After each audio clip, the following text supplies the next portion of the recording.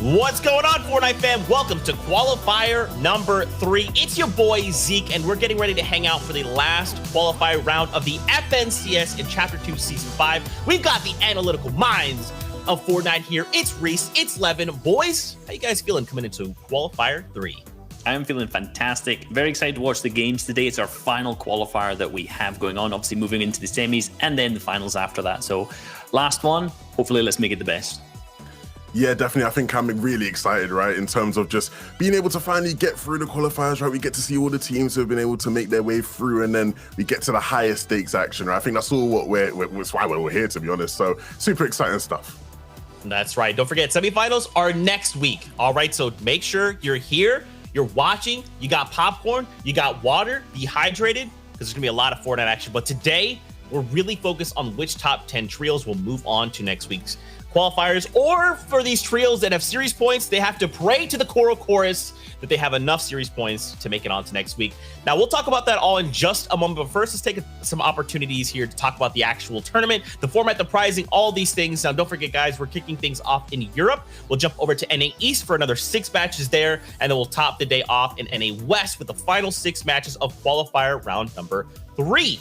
Now, of course, we got to talk about how we got here. So, Reese, why don't you take it away? Well, we are currently in qualifier 3, as we have already mentioned. Now we're also in round 4, so at the far left, right at the bottom, as we can see there, there's been 3 other rounds that these players have gone through. So we're currently looking at the top 33 teams that came through round 3. So the teams you're going to be watching today are the best teams on the day. They're the teams who've made it through into this final round. And what we're going to be wanting to look out for is the teams who placed in that top 10 slot. The top 10 slot will move you through to that semi-finals. So keep an eye out on the leaderboards, who is in that top 10, and keep a track along the top 6 games today.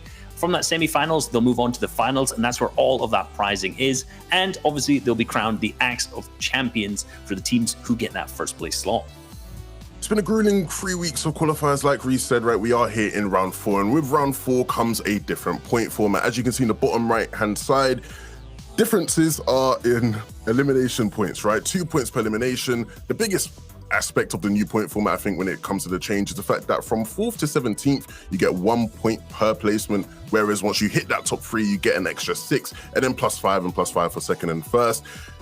Guys, you will see a lot of teams really trying to push to get that top 3 because it is so rewarding. That's right. Of course, when we're talking about rewards, we got to take a look at our prize pools. This is for the finals, a massive amount of prize money on the line. And of course, the Axe of Champions, a trophy for whichever trio walks away that number 1 trio. They'll have this pickaxe so they can, anytime anyone sees it, they'll know, hey, that is an FNCS champion. Time to steer clear. But prize money is not the only thing that's astronomical. Guys, Agent Jonesy's search to find the best hunters took a dark and stormy stop to LV426. Now, there's good news and there's bad news. Bad news first, surprising no one, a Xenomorph was able to sneak back with Jonesy. This menacing adversary comes equipped with both the Xenomorph tail back bling and Xeno Menace built-in emote. Good news, Jonesy's trip has delivered one of the greatest action heroes, Ripley. In addition to having her Nostromo crew outfit variant, you'll warrant attention with the Wayland Yutani cat carrier, complete with Jonesy the cat. Before it's game over, man, you can also get the Space Gear bundle. This themed bundle includes the P500 Power Loader arm pickaxe, the Cheyenne's Drop Glider, and a new emote that's bursting on the scene. So head on over to the item shop before they disappear. Zeke, you are out of this world. I've got to say, just got to say it. Can't wait for you guys anymore. Thank you, Reese. That's enough stargazing. Let's turn our attention back to the FNCS. We got to take a look at all these other regions that have already wrapped up, because remember, we have 7 total regions that are competing here in the FNCS. We have some regions that have concluded. So let's take a look at their standings, and we kind of have to use that as a metric to see what the results were from last week, how they compared to this week, and perhaps what we could see here in Europe. Yeah, so in first place on the Asia region, we had Rio, Rui, and Tig. They ended up in that first place slot with somehow no victory royales, but how is that? And that's really just because of their consistent playstyle, which we've been seeing over and over again. On EU in kind of qualifier 1, we did see that high ground team take that first place slot, but in pretty much the majority of other weeks and regions, we've been seeing these kind of mid to low ground teams be the most consistent and take that first place slot. Yeah, you can sort of see Sinnoh there that was in 5th place. Look, the biggest thing for these guys is it's just going to be a really great confidence boost, right? This is basically the last big piece of competition you're going to have before those semifinals. And so being able to slot your way into that top 10 is going to be key, right, in terms of momentum. And so congratulations to all of these teams who make it. It's all about going to be, bringing this sort of performance into that next stage. Yeah, and moving over to the OCE region that was over this morning, kind of very similar story here with Crippa, Riz, and BPN. We had kind of more consistent, but they did manage to pick up that one victory, taking height when it really mattered. There was an opportunity for it. But in those other games, just being really, really consistent on their placement and their eliminations as well. They have an average eliminations and average placement, which was exactly the same, both being 6.67. So interesting that they managed to do that. Never seen one balance out like that. Yeah, and shout out to Zori and Jarlin, right, who are playing and who got into the top 6, right, into the top 10. Obviously, these guys last season, they made it to the FNCS Grand Finals playing with Repulse. Things didn't necessarily work out how they would have wanted. So now being able to see these guys be able to make their way back round to the heats to get another opportunity to, sort of redeem themselves in that Grand Finals. So good on them. Once again, like we said earlier, last chance for people to qualify. Hopefully some of the EU teams will be able to see this and use this as motivation to try push their way into those top 10. That's right. And there's other teams, right, that are looking to flex, right? They're looking to say, look, we believe we have enough series points. So right now is a fantastic time to come in, to practice, to try and claim some of these major POIs or even strategies, right? Because we want to translate that into the semifinals next week. We want to make sure that all these other trios that are watching us, they're thinking this is a trio that needs to be thought about, right? They have to be this trio that we're always keeping an eye on, or they will be moving on to finals. Now, guys, we got to talk predictions. Which trios do we think will be coming out in that #1 spot this week in the EU finals, EU qualifier round 3, excuse me? Because remember, we do have the top 10 trios that will be moving on, but these guys, they make some predictions. So, Levin, which team do you think will be the most winningest today? Well, as you can see here on your screen, I've gone with Mr. Savage, Taste, and an eye drop, and I think it's no surprise. I'm a huge fan of these guys. I think they are one of the strongest trios in the world, regardless of region. And they've had a rocky. They're not afraid of round 4 by any means. They've been here every single week, right? Week 1, week 2, we saw them. Had some struggles though. Although today, in the last opportunity, I do expect to see them sort of pull out all the big tricks, right, to try and make their way into that top 10 and get some better seeding, right? Yeah, hopefully. And my pick is Flick and Ass Thomas HD. These guys are potentially one of the strongest trios remaining, in particular from that last season. They've stuck together from season 4. They look really, really strong coming in. Qualifier 1 potentially didn't, go their way. Last week was kind of a step up from that. And this week, I think they're going to step up even more and take that first place slot. Shy Away just gone with Savid, Wolfies, and Letshi. And these guys are one of the newer trios. And a very exciting one at the least, definitely fan favorites. And the big thing for these guys is going to be about getting that top 10, right? A newly formed trio, it means they don't have much series points. And so in order for them to actually make it to that next stage, right, make it to the semifinals, they will have to have a huge day today. Yeah, and Savid, Wolfies, and Lechis, 2 controller players, 2 teams who are extremely good fighters, and same with ADN, Hardfind, and Astro, which was Sancho's pick. 2 controller players, 2 extremely elimination-heavy teams. Yesterday we saw in round 3, ADN, Hardfind, and Astro pick up 3 games which had 20 eliminations or more. So maybe be able to do the same today. We'll see. Yeah, these guys are, a really strong trio, right? Last week, they had their struggles. They landed Pleasant Park. It wasn't really for them, right? They're not necessarily familiar with that spot. But this time, going to Slurpee Swamps, which is somewhere that Astro is incredibly familiar with, right? He got to the FNCS Grand Finals last season, landing with Slurpee. And so shout out to those guys. Shout out to RK, right? The hype man, the guy behind the scenes motivating those guys. I'm confident, right? I think Sancho's made a great pick there. Okay, all right. So now if we had to we've made our predictions, and if we had to kind of turn our attention to maybe trios that we're kind of looking to keep our eyes on, trios that we think could go all the way. Levin, you actually told me of a trio right before the show started that you think is a trio that we have to have eyes on. So talk to me about it. Well, I think there's lots of places where we're going to have to keep eyes on Zeke, right? I think there's a lot of interesting storylines, a lot around the map. I think Reese has gone with a great pick, right? Thomas and Flick, they're going to be looking to get some higher seed and maybe get into a heat with some of their rivals to really knock them out before the grand finals. I'm paying attention, though, to Sweaty Sands a lot, right? I think looking at MCS Jeff, right, his trio, they're going to be contesting with Letshi, Wolfies, and Savid. And so it's going to be interesting, right? Because they are not the biggest names in the world, but they've been landing Sweaty for a long time. And off Spawn, a lot of the time it comes down to experience, and they've been landing there for seasons and seasons on end, whereas the opponents, right, Letshi's team, they've not really been landing there for that long. So it could be an interesting battle there. Yeah, and on top of that, MCS Jeff, which Levin has, kindly dropped in the name there, actually fought me in arena and clipped me so hard that he followed me on Twitter. So I have a personal bit in that fight that I'm definitely going to be keeping my eyes on. But I'm also going to be keeping a watch down in kind of the catty corner area, because we have Vato's team who's contesting there, and these guys have had a kind of bit of a rough first 2 qualifiers, and they need a big top 10 today. So it's going to be interesting to see how those guys kind of play that one out. Wouldn't be the first time someone's clipped you, huh? No, not at all. Not you though, Levin. Not you. Not you. Right. Listen, guys. Listen, Fortnite fam. You know we like to meme. That's how we're gonna do it. Now, gentlemen, we kind of have a few more minutes here before we do jump into game. So with the kind of the notion in mind of like, there's trios that need to make this qualifier round, right? And there's other trios that are like maybe looking to practice more. What do you guys think the shift in mindset is for example, these trios that just formed for this qualifier round? They're like, look, this is our last opportunity. If we don't make it here, we don't get to compete. We don't even get to, because you could go all the way to semifinals and hope to maybe make the reboot round and use that to get into finals. There's so much strategy that goes into this. So what kind of mindset do you guys think these trios are having coming into qualifier number 3? They must have a positive mindset, and on top of that, be confident about their playstyle and their abilities. If you kind of get that negative mindset in, you're probably going to go downhill in the future games. That's just kind of what happens. As soon as things start to turn in your brain, you kind of just see that in the gameplay as well. And with the current format, if you pick up a Victory Royale with a couple of eliminations, you can move hugely up the leaderboards as well. So all you really need is to keep that positive mental attitude, keep the confidence up high, and just make sure you play for that good game and kind of be consistent on a few more, and you can make that top 10 and hit that qualification slot. Yeah, I think it's about rising up to the occasion, right? Because in theory, you'd think, hey, look, it's the 3rd round of qualifiers. A lot of the better teams have qualified through already, so we don't have to worry about them. If that's what you thought, you're in for a surprise, because we have a lot of talented trios competing today, right? So I think as long as you have a plan where, you have an idea of, hey, look, we can get Storm Surge tags in this area, right? We rotate here on these zones. I think as long as you have a plan and you stick to it, you'll probably find some success. But definitely, like you said, a big day for some of these trios who, they don't have series points to rely on, right? They have to have a top 10 finish or it's over.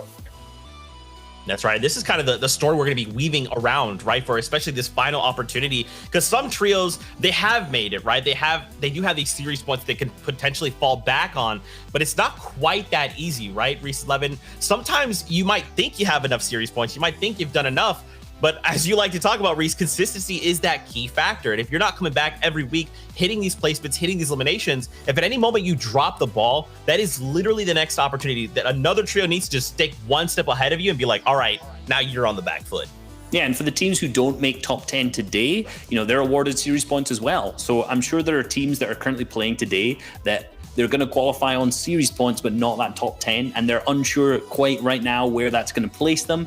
So a lot of these players are kind of not entirely sure where they're going to need to exactly be to make sure they hit that qualification slot on series points wise. So these players are going to have to be fighting for that top 10 and just ensuring that they get into that top 10 slot so that they are kind of confident in their own mind that they've made it to that semi-final stage. Yeah, most definitely. I think I'm expecting some of the teams who have actually made it here a couple times now to, sort of take charge and get off to a hot start, right? The likes of Aliens Trio, right, who were here last week. The likes of, Mr. Savage, Thomas and Aston Flick, like Reese, Reese rightfully picked them. These guys are uncontested, right? A lot of the better teams seem to have their drop slots uncontested, which means, in terms of predictions, right, you could expect to see some of the bigger names probably rising up in the standings. Off Spawn though, right, some of the places we have to pay attention to, Retail Row is going to be really interesting, right? 2 great teams there, Crazy's team, my man's banking them, Slender's team landing there. It's going to be super interesting, right? So I think we'll have a lot of Off Spawn fights to watch, but definitely a lot of the better teams who seem to be uncontested today. That's right. There's going to be a lot to talk about, a lot of action to track, and of course, we'll be here to break it all down for you guys throughout these 6 matches here in qualifier round number 3. Now, of course, if you guys are enjoying all the action, don't forget we're back for NA East and NA West later on in the day, so there's plenty of Fortnite action to be had throughout the day. Now, guys, what we are going to do now is introduce our casters. It's Sancho West, it's ShiaWager, 2 of the most fun casters in the biz. So, gentlemen, why don't you guys say hello and prep us for the day. Thank you so much, Zeke, 11, and Reese. This is the final round of the last qualifier for the European region. After these next 6 games, we'll have to see exactly who is going to be there for the semis and the grand finals beyond in Europe. And to wrap up these legendary pot points, you have ShiaWager and my partner in casting and crime, Sancho West. Yo, Shio, we are going to have so many awesome narratives to watch, and at the same time, so much crazy action. I'm just so excited to see what the EU region has in store here for these qualifiers. I mean, this is the last qualifier, so to speak, and man, we're going to get into the future, but right now, let's just focus right now, right here. The top 10, man, that's what it's all about, and there's 6 trios who are trying to fight for those spots. Yeah, 6 trios fighting for those spots who are not in contention for series points. So for them, the stakes are even higher than ever before, than any other qual week they've even played, right? And some of them are even contesting each other. Yeah, I think Levin mentioned it over at Caddy Corner. We have the likes of Airwalks and Vato with Esti contesting Manu, Code, and Mateos. We'll see how that fight breaks out. But for the top 10, for the top 5, for those legendary thrones at the top that Chapix had before, and the Train H boys as well, Savage, Tayson, and iDrop, they have their eyes on that top place prize. Yeah, no doubt. Tayson is going to be a potential 3-time FNCS champion. That is something to definitely keep an eye on. Tayson and Savage and iDrop haven't been able to put together that run, that high placement here in the qualifier stream, but that doesn't mean they're not going to be able to do it today, folks. Today is the start here, match 1. Let's go. Yep, we've seen these guys twice before already, combined with a bunch of other teams as well. In terms of Anosflick and Thomas HD, the Kings of Dirty Docks last time contested. This time looks like it's not going to be that much of an issue to find a lot of the things that they need to from this POI. They played last week. We saw them come 17th overall in qualifier 2. For a bunch of other teams, they've been 11th, like we saw with Tayson, Savage, and the partner in crime there as well. iDrop 11th place, so we're right on the brink of qualifying, 23rd in week 1 as well. Everyone here has experience. For one team that doesn't so far, it's this one on your screen. It's Airwalks, Esti, and Vato. Yeah, but that is not going to discount. These teams still very experienced in the FNCS world. We all know where Airwalks is coming from alongside with Vato. They did have a decent run in the previous season with the FNCS trios landing north of the Stark Industry POV. But this is the battles that we're talking about here. Can Savage, Wolfies, and Lechy solve these kings of Sweaty Sands who've been here for the majority of the season as 11-2K, and so far already starting with the defensive posture, considering that they're on the low ground and have to deal with that tower height pressure from Caldrio and Effect. And that's what here, these is one of the 6 teams, folks, at home that they need to get in the top 10 in order to advance into the semifinals through one of the most easiest routes before avoiding the reboot van, and already some dangers afoot here. A couple of tags, no one's really committing yet to the fight. No, Jeff's already gone down. Yeah, already gone down. It's getting hot already here in the Sweaty Sands. Yeah, 2v3 currently, but Effect and Keandro have height overall. Once again, as Sancho mentioned, it is Wolfies, Lechy, and Savid being the visitors to this POI, or honestly the invaders over the Sweaty Sands. Jeff and company have been landing here for so long for the entire FNCS. They understand the ins and outs of the POI. They've understand a contestation to this point as well. But when it comes to round 4, with these stakes on the plate, things start to change. Your game plan might start to crack as well. You might be left with a teammate down to start off game number 1. Yeah, this is going to be a huge engagement right now. Good to establish Sweaty Sands. If Wolfies and Lechy and Savage could get this job done, but not to discount the Effect in Jeff and Keandro. They have an opportunity to let these big-time names know that they're here to play as well, and they earn their right. They've practiced this. They scrimmed this to Heat's end, and they know exactly how they do to overcome this. Now we're just still, again, it's a 2v3 situation. HPs are about the same. Still, the high ground goes to Effect here. And we all know high ground is always king. Doesn't matter what universe, what galaxy you're come from. When you hold that high ground, you're very dangerous. Now we're going to go into another POV for a section. Taking a look here at the Colossal Coliseum. And wait a minute, some new updates here. Effect does go down. So that was a big time engagement. Now it's going to be definitely a 3v1 situation. So that's going to be a huge advantage right there. Actually, that is a fully team trio wipe. Lechy, Wolfies, and Savage are able to overcome their early jitters and get the job done. And now they hold true, and they have all the loot in the world and the time. And more importantly, those Storm Surge tags going forward here, Shio. And we talk about like their momentum and the story they had with momentum overall this qualifier in round 3. Not the hottest start, but they really picked it up towards the end of the day. Looks like it might be the opposite case coming into round number 4. So we'll see how it works for them over at Lazy Lake. You and DKS and Blackie all have this POI locked down, but whenever you talk about Lazy Lake, you're always going to find rotations over from Caddy or Retail fast. So even with a quick fight to start things off, it's not gonna end that quickly for these guys. I already see one trio on the border towards the south side, outside looking in. But across the board, 87 people alive, 30 teams still ready to play. Looks like we have a little bit of a stacker on our hands. Yeah, I was about to say, you could feel the sense of a little bit more of intensity here. This is the last opportunities here to really get a sense of what we're going to get into going into the semifinals. So more teams are taking it a little bit nice and easy, but that team that has not been taking it really nice and easy throughout the entire time has been Tayson, Mr. Savage, and iDrop. They're being very aggressive, trying to condition not only the sweaty, salty tower, so to speak, but also the remaining areas around. They're trying to be protective of these very valuable slurp trucks. We all know, no matter where we play, pubs, arenas, I mean, all those kinds of things, those are valuable assets to protect. I mean, these guys were protecting the Slurpee truck over in Slurpee Swamp last week. So. They really want to make sure. Protected it all. Maybe we see him in Steamy today. Who knows? But for right now, they're taking control of, those hot points of rotations, the bridges, the metal, making sure there's a little bit of a cost attack, so to speak, for other trios flying by. One thing, as we were watching this engagement here at Lazy Lake, where is Airwalks coming from? That winter station type vibe, the weather station? Where is that trio coming in, and where is the Catty Corner trio coming in from Manu's trio? So those are the trios again. They are in the need to qualify in the top 10, and they haven't rotated through here to Lazy Lake. So we're not yet seeing a lot of the traffic jam. Right now, it's just a standstill. They're kind of looting properly. And look, another engagement where they're allowed to kind of loot, but still 200 HP fully.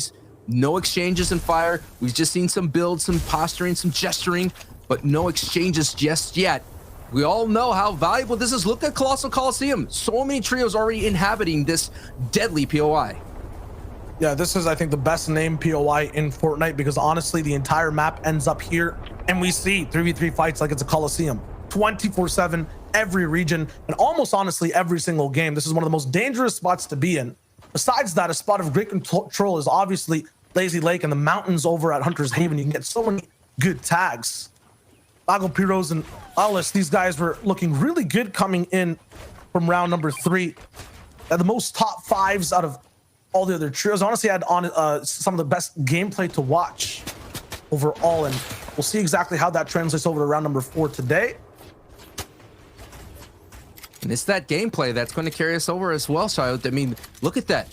Only 3 trios have fell. And I mean, this is going to be a huge factor of Storm Surge. Storm Surge will definitely rear its nasty head, so to speak. And for those of you who know, Storm Surge penalizes, it hits, it tags 25 HP for the most passive team. So right now it's going to activate not in the 3rd zone. You'll activate. So once that activates, 70 players have to remain up. So right now, technically, that's 17 teams that have to be working towards Storm Surge, but that's always on the top of everyone's minds. And where are we going to get our tags? Where are we going to get those valuable hits so that we can make our rotations clean? Because we all know Storm Surge is the thing that kind of activates everybody, and everyone starts sending shots to and fro.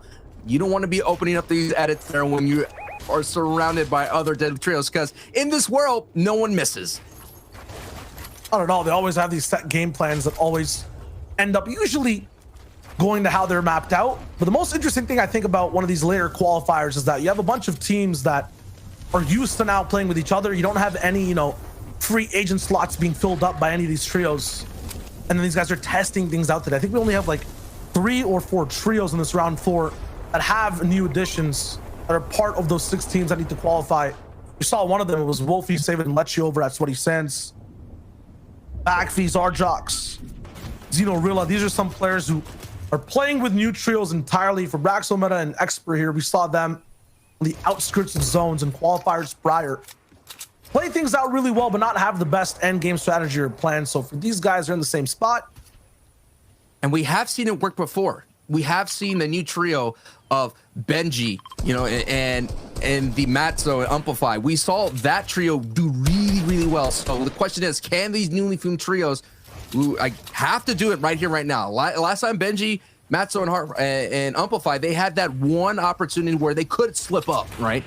But they kind of got in with the force and vigor that's never been seen before.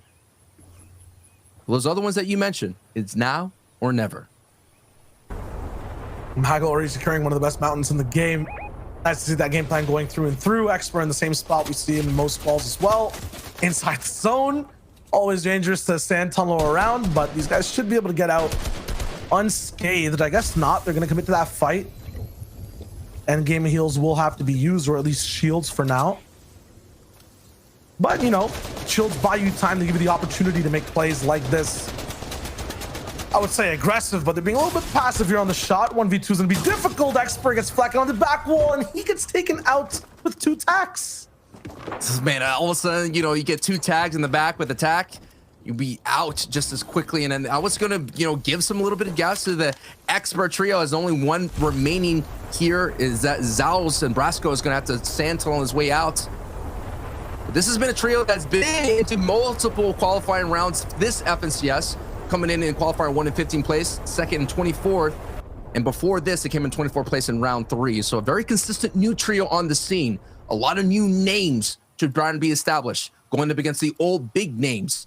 And this is also like you mentioned, a new trio, right? The Scout and Zestin and Backfeed, they're trying to get in. This is another of the 6 that we're all going to keep an eye on to make sure to keep tabs on and see how their narrative ends. And what's been so fascinating as well, Shio, is for those of you who missed out qualifying 1, qualifying 2 rounds, teams got in with their last game effort. And Scout sending in those snipes. If he connects, that's not necessarily going to be a clean pickup, but that's going to be a very valuable storm tag, because as you look right above, they are below the damage threshold at 55 below. That's why Scout is just sending it, because 15 people have to go down here very shortly. Well, I'll look for tags. It's nice to see these guys early birding, though, for the zone and getting in as fast as possible. Unfortunately, many other people are even earlier, so a little bit of a gap in pushing forward and getting towards the center. They're slick around the edge. I mean, Shio, you could just feel the tension, right? You could just feel it. You know, a lot of people are not really fully committing to it. You could just see the edits are being very particular, and every hit matters. Zestin now just getting tagged, going into it. I mean, the heart of Lazy Lake here, now he has to dip into the heels. It's just, this is what FNCS is all about, man. I know this is only qualifiers. We still have the semifinals too to go to. We still have the finals, but these right here, these moments still matter, folks. Absolutely do. If you end up using too many heals, these portions are kind of absolutely out for gas when it comes to that end game. And right now we're still seeing Titans take over the best spots overall on the map. Up in the penthouse suite of Lazy Lake, all the buildings, we do see Anas, Thomas, and Flick, and right down below, fighting it out in the dirt, so to speak, just in the hotel lobby, it's Scout, Backfeed, and Zestin up against DKS Blackie. And these guys have been here the entire time at Lazy Lake, haven't moved. Had the blessing of the zones, but right now are getting cursed by the bullets. Scout and Backfeed. Here's that trafficking I was talking about, right? All the other teams are now rotating. That's been on that other side of the map. They're finally making their way in. You talked about teams getting in early. A lot of teams are moving in late. And that's what, look at this. Look at the mini map, man. There's just so many people. So these valuable moments right here are so big for Scout in this trio here, Shio. They need to get these tagged. And that is why they're just literally box diving as much as possible, trying to go through as many builds. But the defense is very strong. And so far, they're not being able to secure anything. And they already have it. There's a knock here that goes down. But look at this. Surge comes in, they are able to get a knock, and then now they're able to hold off Storm Surge for a moment, but still 12 competitors have to go down, and there's for a moment to breathe to pick up Backfeed. But that's why you're seeing these engagements pop off, and more arrows are coming into Lazy Lake. I want to breathe, but they're still kind of in a chokehold. The HP cost for that was so massive. Medkits will be there to bring it back up, but now Scout's out of minis, which is going to be horrible for the rest of their game. They have some loot to take, but from what I see over there are no shields to pick up. Past that on greener pastures, literally, we're outside a cityscape. It's now kind of rural fields. All these trios kind of have their game plan set. Doesn't look like there's so many box dives or fights happening right now. Diablo might have gotten into one with Flecken and Bayon down below. Waffler up top as well. These guys were so close to coming in top 10 for round 3. Hopefully the performance today can be better and they'll roll right in. 2 elims so far for this trio. Just to point out here, the EU is the only region without a game won by a contested team. So that what means if your drop spot, if there's another trio there or multiple trios there, it just shows you how difficult it can be to win the victory out. As these guys move on to Hunter's Haven, you see that zone lock in a little bit past Lazy Lake as well. We know the kings of the Haven right now, the guys who have the best spot up top, are one of those 6 trios to watch coming in today. Gonna be looking at, I think it was Dan over to the left side, but there they are, Dan, Zeno, and Shay. They had kind of an aggressive spot to move right in, but round 3, the trio that we were talking about beforehand, it was Magel and Pyros who had one of those top spots. They're probably the ones shooting down on Wallflower and everyone over here. And the zone continues to pull towards Hunter's Haven over and over again. Talked about teams that have early height. They usually end up taking these earlier games. Yeah, and what's going to be so interesting here is this in-game is going to be surrounded by Hunter's Haven, and throughout the entire FNCS in terms of multiple past histories, you know, the Sentinel Graveyard, we all know what still looms is multiple mountain vantage points. So there's going to be multiple people kind of placing their investments into these mountain ranges, and if they get one correct, like Nikoff and Alpha and Blaster sitting off that top right, they're going to have a very strong advantage to walk with the Victory Royale. But down goes Ewan there, Aiken going down into the backside, to the back of Storm. The Playwell boys being pressured into the backside as well. This is what happens at the cost of early rotation, as Airwalks and Etsy and Vatos now are the new front trio that people are getting focused on. As Zestin and Scout, who we did see battle into the heart of Lazy Lake, now have a really decent advantage here, but they have a lot of work to. But look at it, late rotations cost you HP and cost you a lot of opportunities to survive, and you will soon get converted and you will soon get lobby focused as DKS gets the mighty might, all those beams, and down goes DKS in a moment. Yes, Blackie gets converted as well. A full trio eliminated right there on that rotation. That battle they trying to hold down into Lazy Lake definitely did cost them there. All they had to do is just move over one city, and they would have been fine. That's how re-farming, making sure you're going for loot, more trios coming in and out. It's so difficult to get out of your little box. I understand. Look at Os Thomas as well. Kind of like every, you know, little family night movie you watch, the kings end up becoming the paupers, and then they have to regain their height and, you know, throne once again. They were looking so well before, now have to rotate fast, and there they are, Lolis, Magel, and Pyros all the way up top. I was gonna say, this shows you that lining order can be right, the calmer type action, and this all is not on the white line, a little right, left to make a little bit chiller. They'll be inside the fray with every other trio as well. We were talking about Zestin moving in, the Scout back. They were moving in aggressively. They didn't have the peaceful times on this road trip ride like Anoslik and Thomas did. Alex Walford from the backside as well. They're looking for big shots, but they get clapped back immediately and wrapped up too. Alex trying to be picked up. That might have been a mistake, Walford. And now from all four sides, plus from high ground, beams are coming right through. And they're taking the brute force of it. Flick actually gets reversal back for as well. Eats with a huge shot. Dog's not fully taken out. Walford will have to be the key to this combination of shots and honestly clutch plays. Tries to scoop out Flick a little bit, takes a shot from the left side, has to keep moving forward. Not possible. Here comes the big beam from height 2. It's just wood builds. It's just 2 walls. There's nothing he can do. He gets wrapped up. While that happens though, Anos goes down. Flick is gone as well. It's just up to Thomas. They had the penthouse suite. They were evacuated, now exiled from game number 1. Pyros, Magel, and Lolos, oh my goodness, the spot they have, and the zone pulls towards them as well. Okay, not that lucky, so they'll have to move all the way across. See what ends up happening.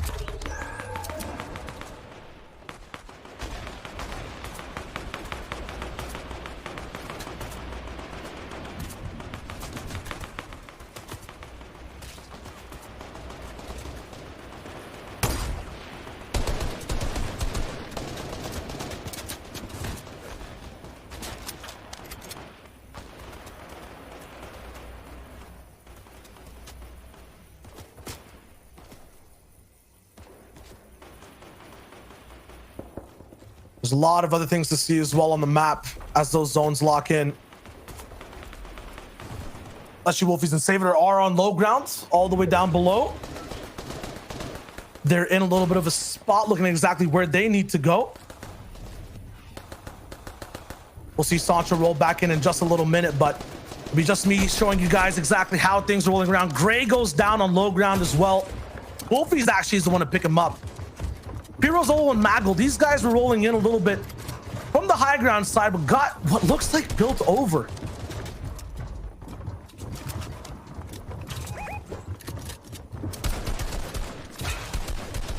They'll be healing up for the moment. Zone will be locking in here in the 5th zone. Lots of trios are somewhat lower on this mountain. There's a huge hill to climb as well. Pixie finds one onto Relvis in the feed. 50 players now alive, so Storm Surge will not be a factor until that 7th zone rolls back in. I see Astro alive in this feed as well, somewhere on low. Thomas has picked up a NOS. These guys have somehow made it past one of the toughest roadblocks in the game. At half and half surge points. 7 elims. Looks like Thomas has one of those exclusive mountain climbing backpacks today. A revive and big shots.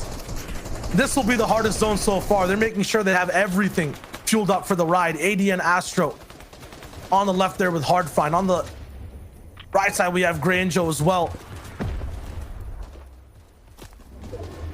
Believe we have Sancho back too.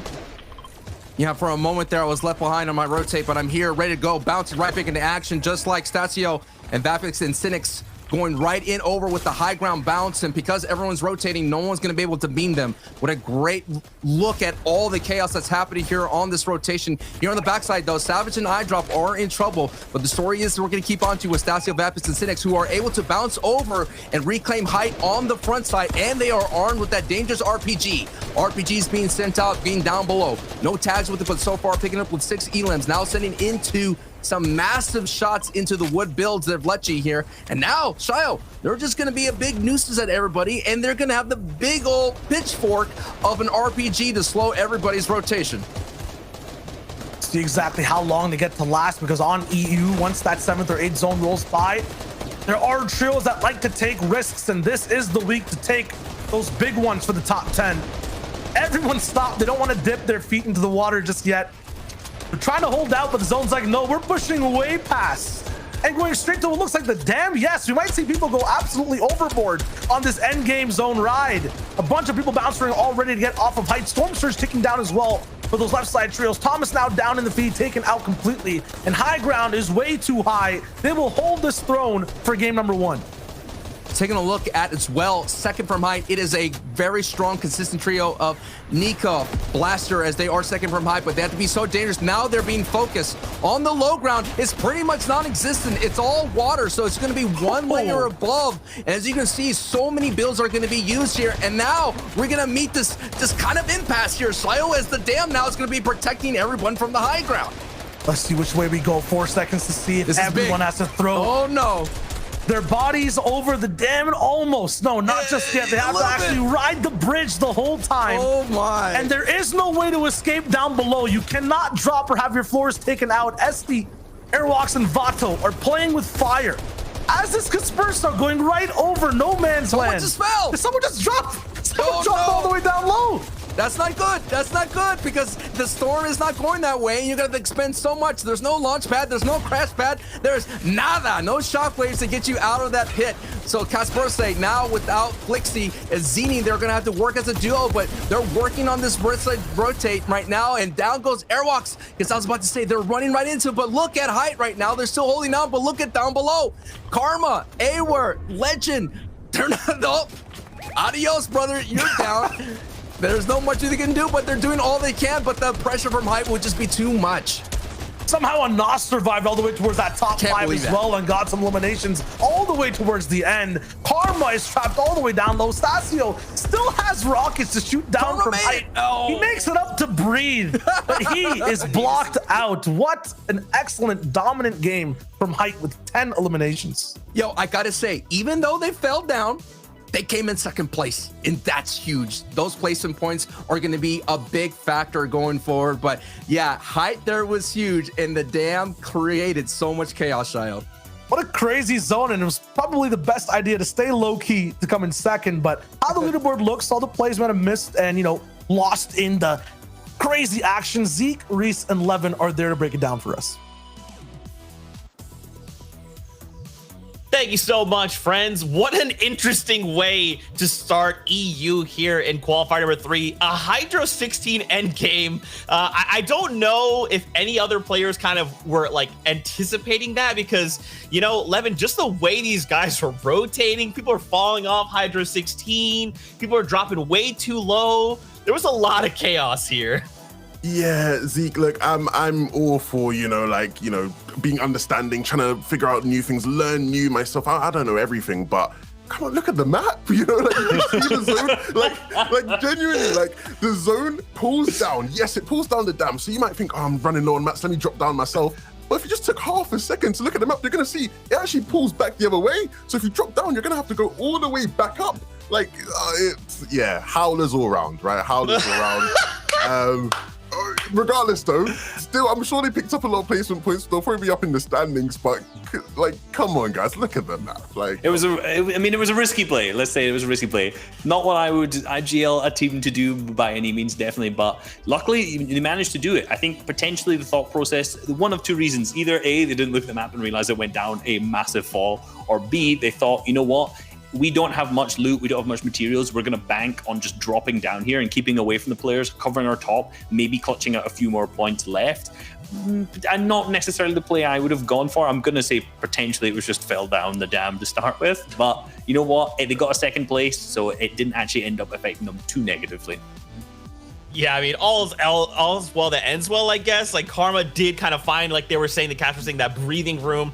Second is still great. It's still something. And again, it's just the first game. We have another 5 matches after this. But mad props to Stasio and his team, and forgive me if I'm pronouncing their name wrong or anything like that. But these guys had height from Circle 7 and onward, right? They had the RPG in hand. They were ready to force all these other trios who had to play this low ground in the water the way that they wanted to be playing. And here is kind of the final moments from this last game, huh, Reese? Yeah, that's it's kind of exactly what we've seen. It's a shining to the meta, right? The rocket launcher team taking that height early in the 5th zone, keeping it and bouncing ahead, and then come straight back to their drop spot. These guys are that Hydro 16 team, and it ends the game exactly where they started it.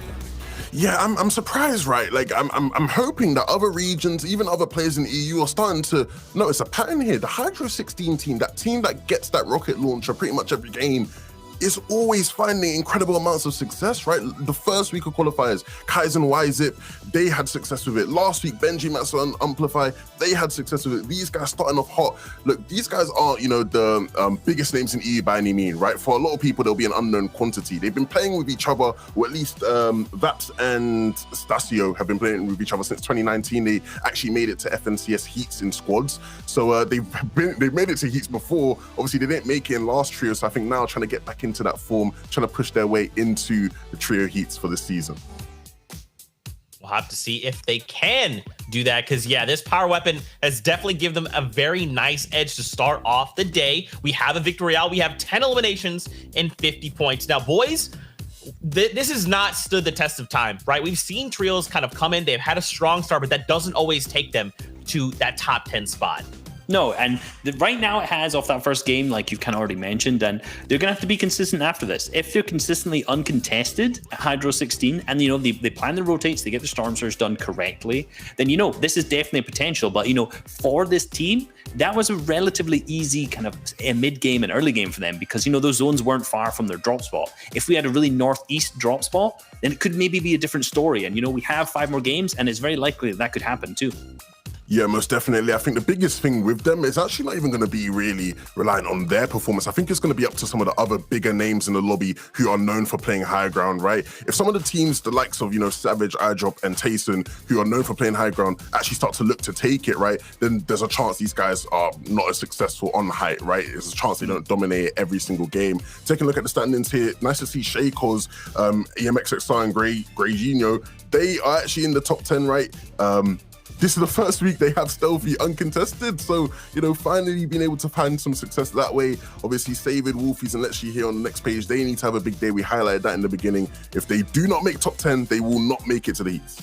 Yeah, and just looking at when that first page kind of popped up, something that really stuck out to me there was the fact that there was 4 different teams that all had over 10 eliminations each. So we have 4 teams right now, being Estasio's team. We also had Vato, Airwax, and Esti, who, we didn't get to see much of, but they were absolutely popping off on kind of mid and low ground. And with Flick, Anas, and Thomas HD, despite kind of playing endgame as a duo, they also managed to get over 10 eliminations as well. So we have 4 teams right now who are fragging out big time. So it's going to be interesting to see if kind of these teams are going to consistently be as aggressive, or maybe they're just popping off in endgame like kind of Stasio's team was on that height. So very, very aggressive start from a large amount of the lobby so far. Yeah, I'm very curious to kind of see if in this next game, if all these trios are going to look around the board and be like, okay, Stasio, they had that high ground. We know what they're trying to accomplish. They had Hydra 16 RPG. Let's not let them do that again, right? Or if it's just going to be continuing, you know, maybe it's a different trio this time that comes at Hydra 16, or they could shut that down earlier on and maybe circle 5 or 6. But guys, we're getting ready to jump into the next round of games. We've got Shywage, we've got Sancho West. They're standing by. And of course, if you guys are enjoying all the action, remember, we're here for another 5 games, 6 in NA East and another 6 in NA West. So make sure you stick around because we have plenty of Fortnite on the day. So let's kick it back over to our casters to get us into the next game here from the FNCS.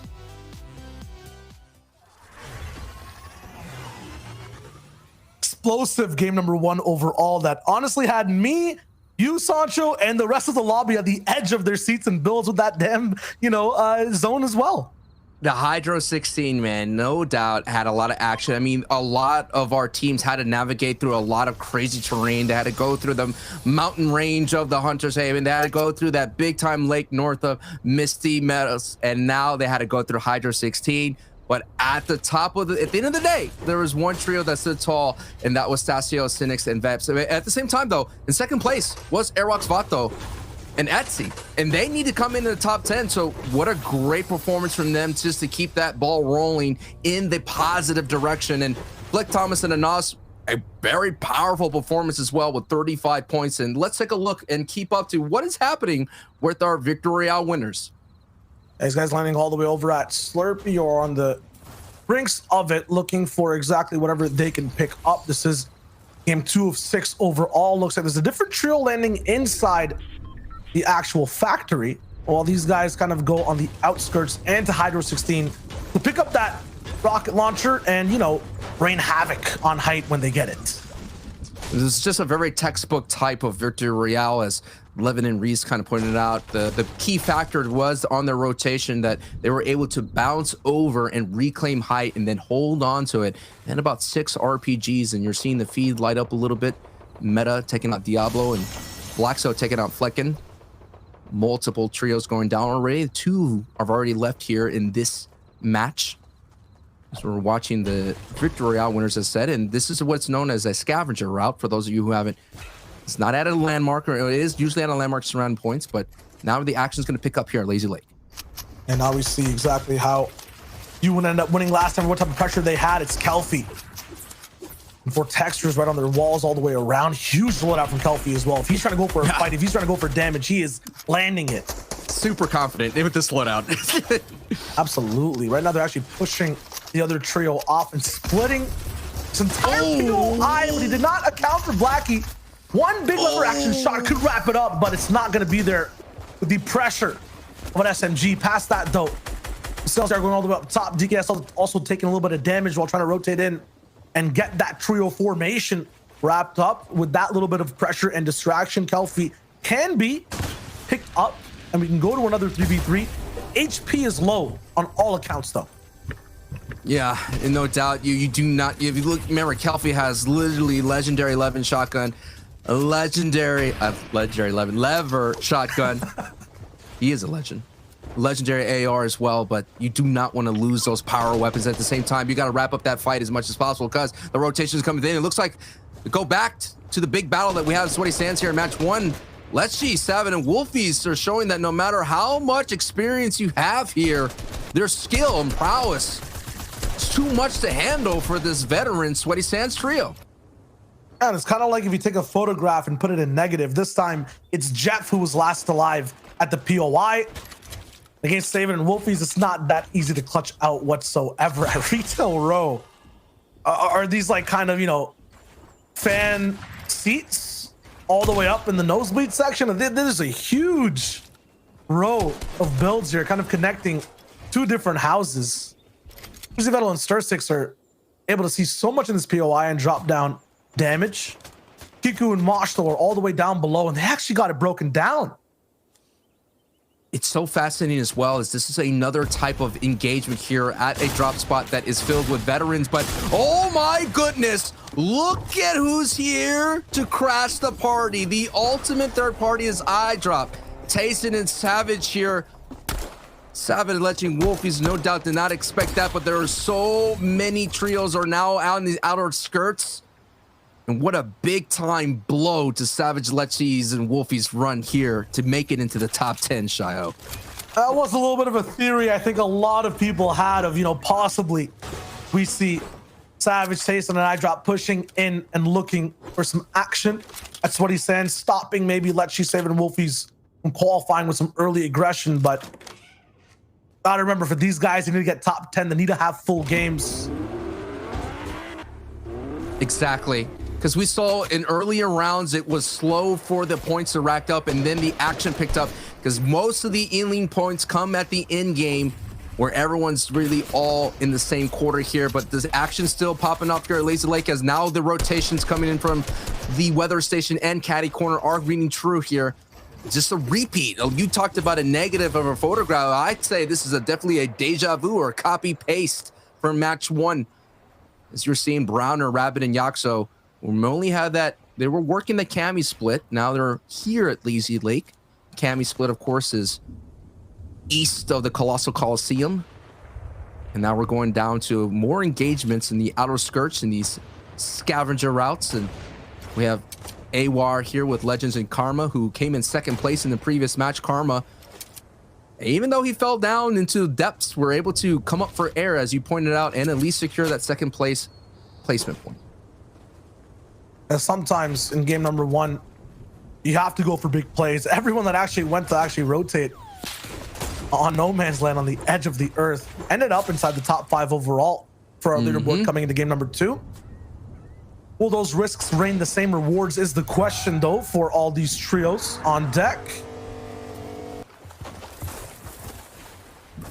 And you got to think as well, do they know that Tayson, Savage, and iDrop are in that area? It's like they have to wrap that up quickly, you know what I mean? Because as you've seen, is everyone still has to rotate through a major POI. Even though you're doing a scavenger route, those rotations through the POI, you're gonna find usually someone either 2 different kind of states here, Shio. You're gonna have someone that's literally stacked, who's no contested, right? They're all good to go. They have those power weapons, they have mats and things of that sort. Or you're gonna find someone in shambles. But if they rotate through the Sweaty Sands directly or white line or going right through, that's why they're literally taking the truck path of this vehicle just to avoid all that. As you see, Tayson and iDrop and Savage, they went back into Salty Towers, and they're just going to wait for all these other teams rotating through and basically gatekeep this side of the lobby.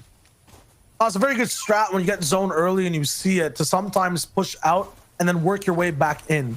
One of the most blessed things of not actually getting zone for a lot of top teams is that they kind of have a set game plan and, very good objectives to reach to get inside the circle. When you're in the circle, sometimes it's like having too much free time, right? Yes. What do you do? Yes. So if you put your position into getting a little bit more aggressive and moving out than working back in, all this ground they've already covered, they know they have power over. They kind of already cleared it.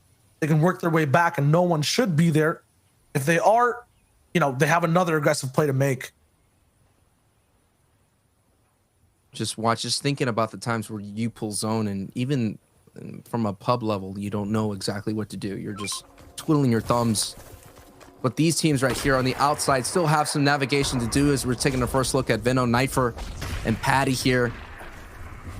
Looking pretty decent. Match 1 coming in with 12 points. Looking very strong now. They still have to solve. There's another trio ahead of them as you look in the mini-map. They're sending shots their way. A little bit more action here in the early onset. But there's still going to be those little ebb and flows of a match and the natural rhythm of a game, Shio. Yeah, but this is kind of... I just feel like the danger zone. A shark being here is honestly the best kind of scenery and metaphor right now. These guys are in deep water outside the circle. We saw every trio who was trying to get in game number 1 completely unsuccessful in doing so. The only trio that really popped off with it was, honestly, it was a duo. It was an Austin Thomas.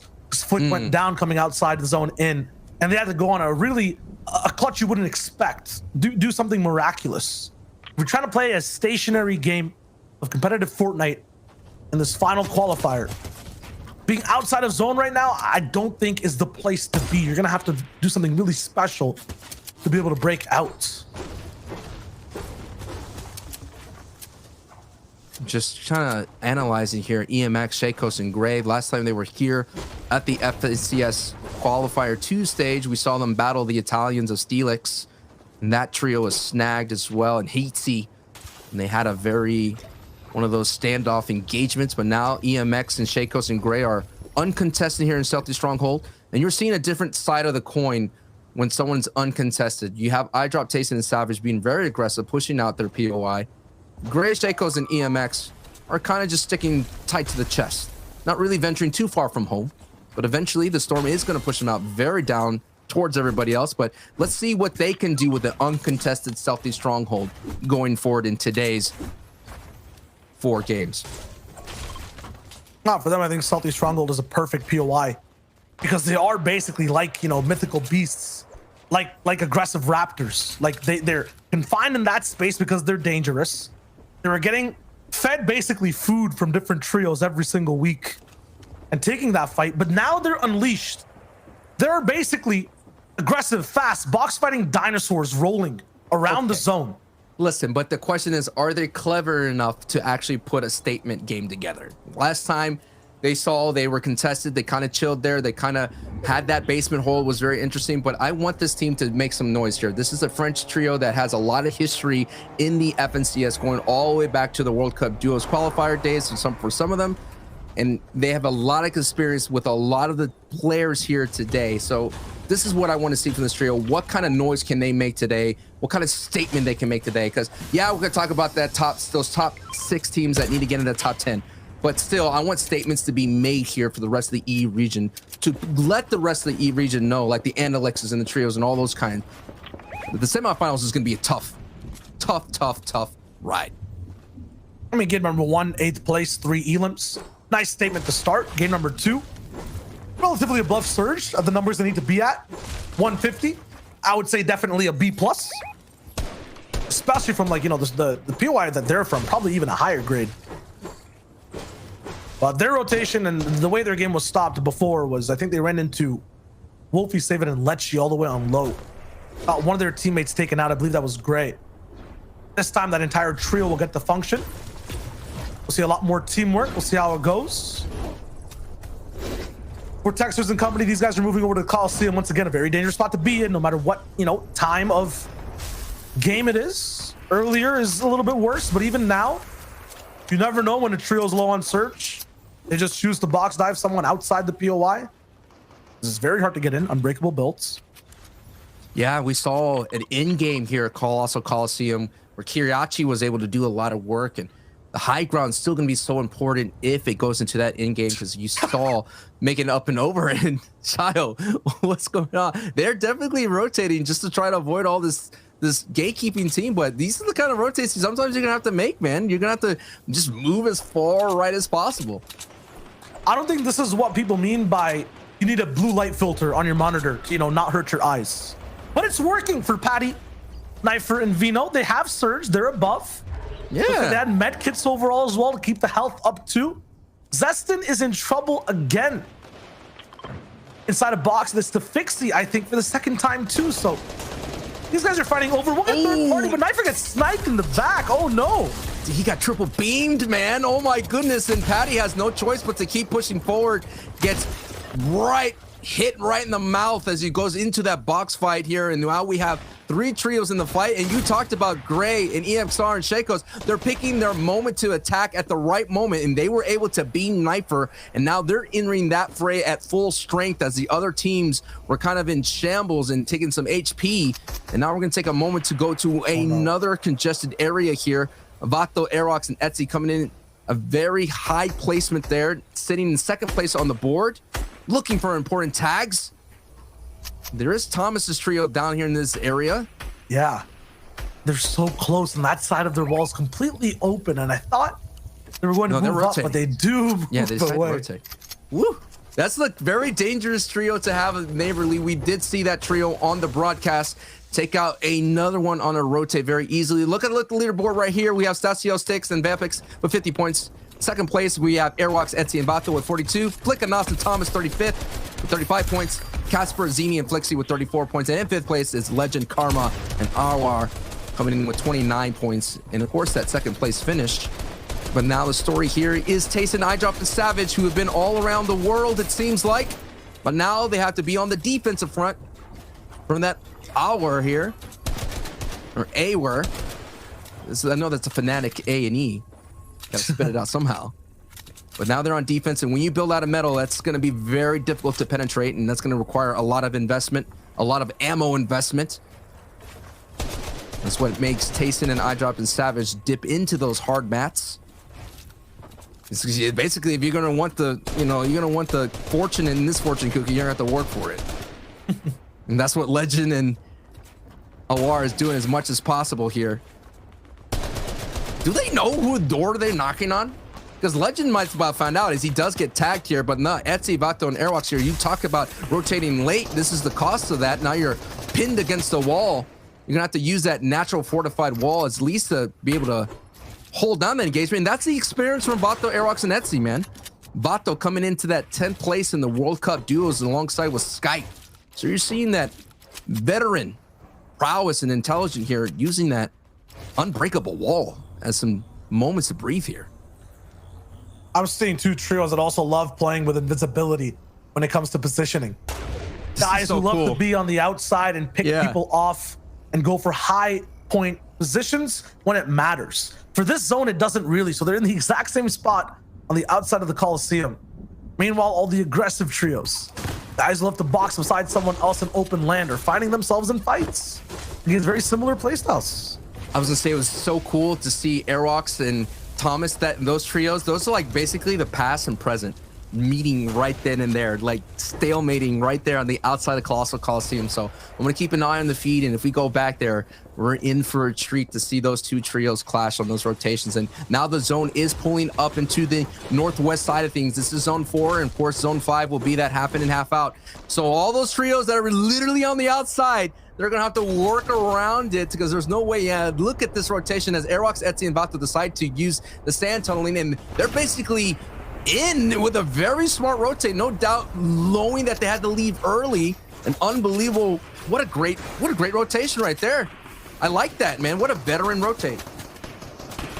Smart, quick, and fast. And once again, if you haven't heard the stakes for this trio, they have not made it a round 4 before, or they just have not had the consistency available to qualify through, series points. So right now, a top 10 for these guys really matters. They're second currently, had a really good game number 1. Want to make sure they repeat that and keep it up, because from what we've seen in the past, some of these top 5, top 10 trios that have good earlier games, they can get a little bit rocky, end up not having the same performance game after game. Game plan here, though, for this trio is looking so good. It's looking solid. The only puzzle, other than the missing piece is the surge. Yeah, it's 129 below. It doesn't take much. They could either try to hold on as much as possible and hope that, as you can see, these engagements that happen throughout, as finally Savage and Eyedrop, who were dealing with this duo knocking on their front door for so long, finally gets one of them down for the brief moment. So Legend now is going to be on the defense as Awar goes down, gets converted into points.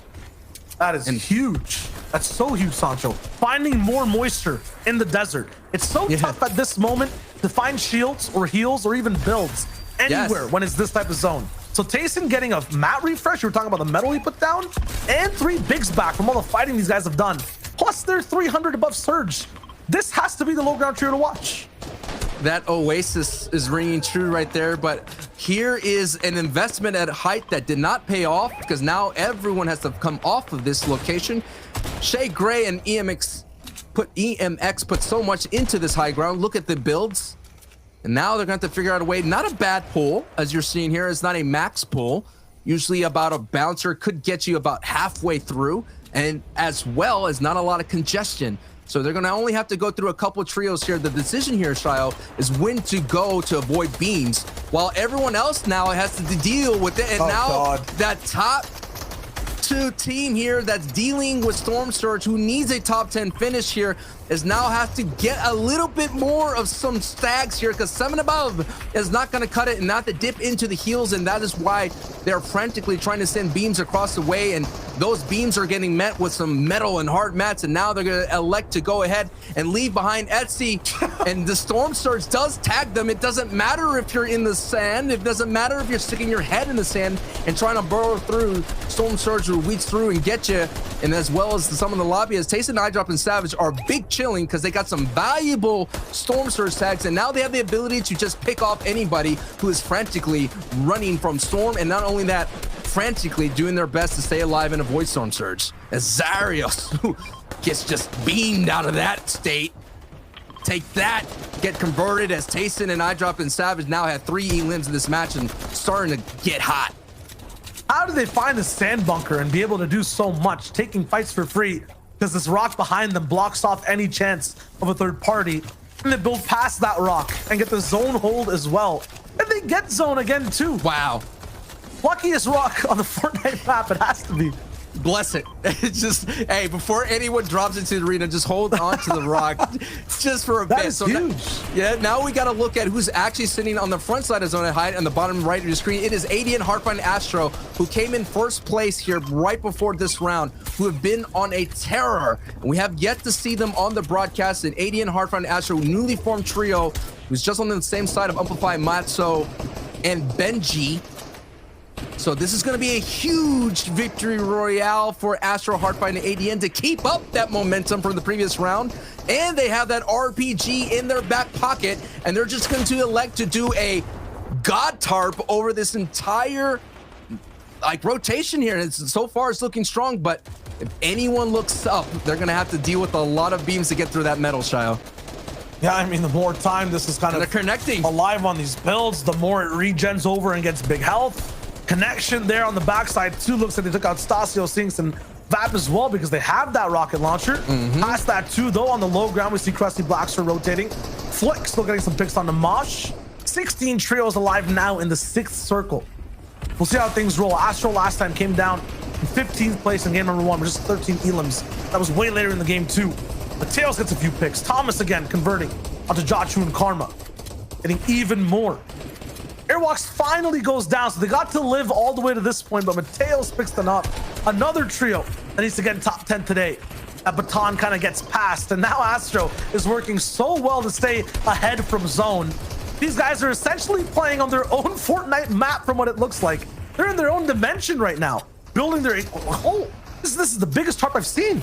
I know, it has gone from a God Tarp to a Titan Tarp. Bigger than the gods themselves. And they're holding on as much as possible. They only have 1 RPG though, so it may not be a victory royale just so easily.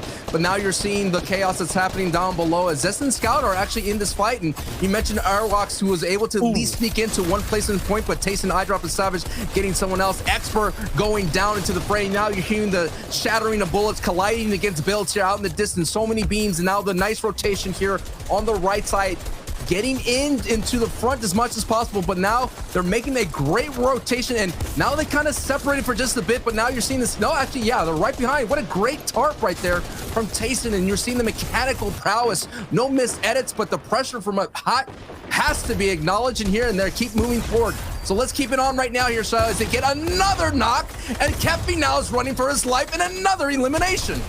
Hunting down over and over again, looking for any morsel, but Thomas oversteps and gets taken down. Now, once again, a dual clutch has to be made, but it's Flick who's going to be up this time. No, it's Solo. So 4 elims, 50 builds, and the best loadout you could possibly ask for in the end game. Let's see what he can do. Has to drop down with pressure and break in. It's a game of seconds here on these pickaxes into a full trio as well. It's not possible. Shakos takes him down, and now Height goes down a little bit more as well. They're going to crush every single low ground trio with both pressure and their bodies. They're trying to connect to this mountain over here, this little hill, and make sure no one can really gather from it, build up, or do anything once again. They have a good foundation. Gray still alive in the low ground too. Dekoff, Blaster, and Alpha, that low ground trio you love to watch, is active as well. But ADN now is going for Height. Tayson's also there on mid. I think it's a 3-way Height fight currently. Big bouncer coming in from Tayson. No elims down just yet. 4 different trios. ADN goes down. He gets super finished. Eyedrop also taken out in the fray as a trade. Savage is there too, making sure he gets the entire finish up. And Astro is still holding Heights. What a phenomenal Height kind of contested by eye drop Tayson just to get a little bit of damage to height, and that's going to give an opportunity for everyone on the low ground like Shaykos' trio to be able to walk away with this victory royale. One RPG here for Astro here could kind of ruin the run from the bottom team, but Savage is still in this fight here. Savage is holding on, and that's going to be 8 E-limbs, almost getting his 9th E-limb, but going down. So now Astro, alongside with Hardfind, Astro there is going to be the solo member of Height going up against the low ground team. And it's a battle between Shaykos and Astro. Low versus high, and Astro has so much HP that it's going to most likely be an Astro victory royale. He has some, yes. Wow. That's it. The splashes, and what an unbelievable hold at Height from that trio, and walking away with the victory royale. It wasn't ADN trio. They almost had a free pass, but Tayson's trio showed up at the last minute and made things so much more interesting there, Shio. Yeah, at first I thought Astro was kind of the insurance department of that trio, but he showed me at the end there that he's the high ground CEO, stopping multiple pushes and clutching out till the end. I mean, Zeke, Reese, Levin, I gotta know what you think about that game. Boys, this is a very different game than what we just saw in game number 1. Astro, Hardfind, ADN. I mean, these guys took Height so early. We're talking right before moving. They had mats. I mean, Shy Wager called it out. They're playing their own Fortnite game. They were using so many materials, a massive tarp. They had the RPG that Astro also saved, which is crazy because the caster was like, hey, this guy's got 1 RPG. And the moment anyone tried to take high ground from them, that is when Astro used it, just turned the entire tide of battle. And that is ultimately what gets them the victory royale. Yeah, and you know, it's been a different game, but there were a lot of similarities in this as well. You know, this time they went into that kind of 5th zone, taking that high ground, coming a little bit earlier before the zone started moving. And because they actually picked up that elimination earlier on Stasio's team, they had that RPG, kept it all the way through high ground. And because they also managed to pick up so many eliminations, consistently keeping them fueled up on materials, moving all the way through. And, you know, Astro playing that great IGL role, keeping that rocket launcher for the very end as well. You know, you saw him make an absolutely critical use of it. The last rocket onto that high ground to knock out the Height. There was Shaykos, I think, on high ground above him. Beautiful, beautiful. Yeah, I think all around, right, it just shows exactly what you expect out of these guys, right? Astro is sort of that veteran. He's been around since the earliest days of competitive, back when I used to be a player, right? So you know it's ancient days. A long time ago. Yeah, so I think seeing him being able to maintain, you know, have that composure, right? Because we saw ADN go down, we saw, you know, Hardfind eventually go down, but, you know, Astro understanding, you know, we need to win this game. We put ourselves in a great position to win this game. I'm not going to go down at any cost. And so just great stuff all around. I said at the top of the show, right, they had a tough time last week landing Pleasant. This week they're landing at their home of Slurpee, and it's paying dividends, clearly. Yeah, and I almost want to say, like, in this game that you can kind of feel there's like this tension in the air, right? We're kind of following all these high profile trios. And on one end, you have like Astro and his trio, right? And they're doing well. They're above Storm Surge. They have materials, they have all this stuff. And on the other spectrum, you're seeing teams that are like right on the edge of having Surge start to eat them alive. It feels like when we're kind of following these trios, there's not one trio that's kind of pulling away. Everyone's kind of feeling this. It could happen. Anything could shift at any moment of the game. And that's kind of what happens when you have like the highest level of teams playing. You know, we saw very, very experienced players like Vato's trio. They were really, really struggling with Storm Surge because they're kind of dropping down at the weather station in that kind of southeast corner of the map. And the rotations are tough for them. You know, the tags, the players aren't really around them to get those tags in early. And we saw them being 125 under where that first threshold pops up. And it struggled. They lost Etsy. And throughout that kind of mid game and that late game after that, it was a bit tough, it was a bit ropey, so they didn't manage to get as many points, unfortunately, as they did in that first game. Yeah, I actually want to also highlight, right, what we saw towards the end of the game there as the leaderboards do show up on our screens. We saw a last-ditch attempt to try and take high ground there from iDrop, Tayson, and Savage. I'm actually quite interested because I rate those guys highly. I think they're really good in terms of their endgame fundamentals. I think if they had realized, wait a minute, you know, there's only about 4 or 5 teams. We, instead of just trying to make this last-ditch play, let's stay alive just that bit longer to secure the extra placement points that come with getting top 3, right? They end up going down in 4th place, which is still amazing, but the points that they could have gotten would have been just far more. Yeah, absolutely. No, we can see right at the start, they start us off. We're talking about Storm Surge. Why is their Storm Surge doing so well? Because they're contested in that early game, right? They're contested in the early game, games 1 and game 2, and they managed to pick up those eliminations incredibly quickly, and this puts them above the thresholds.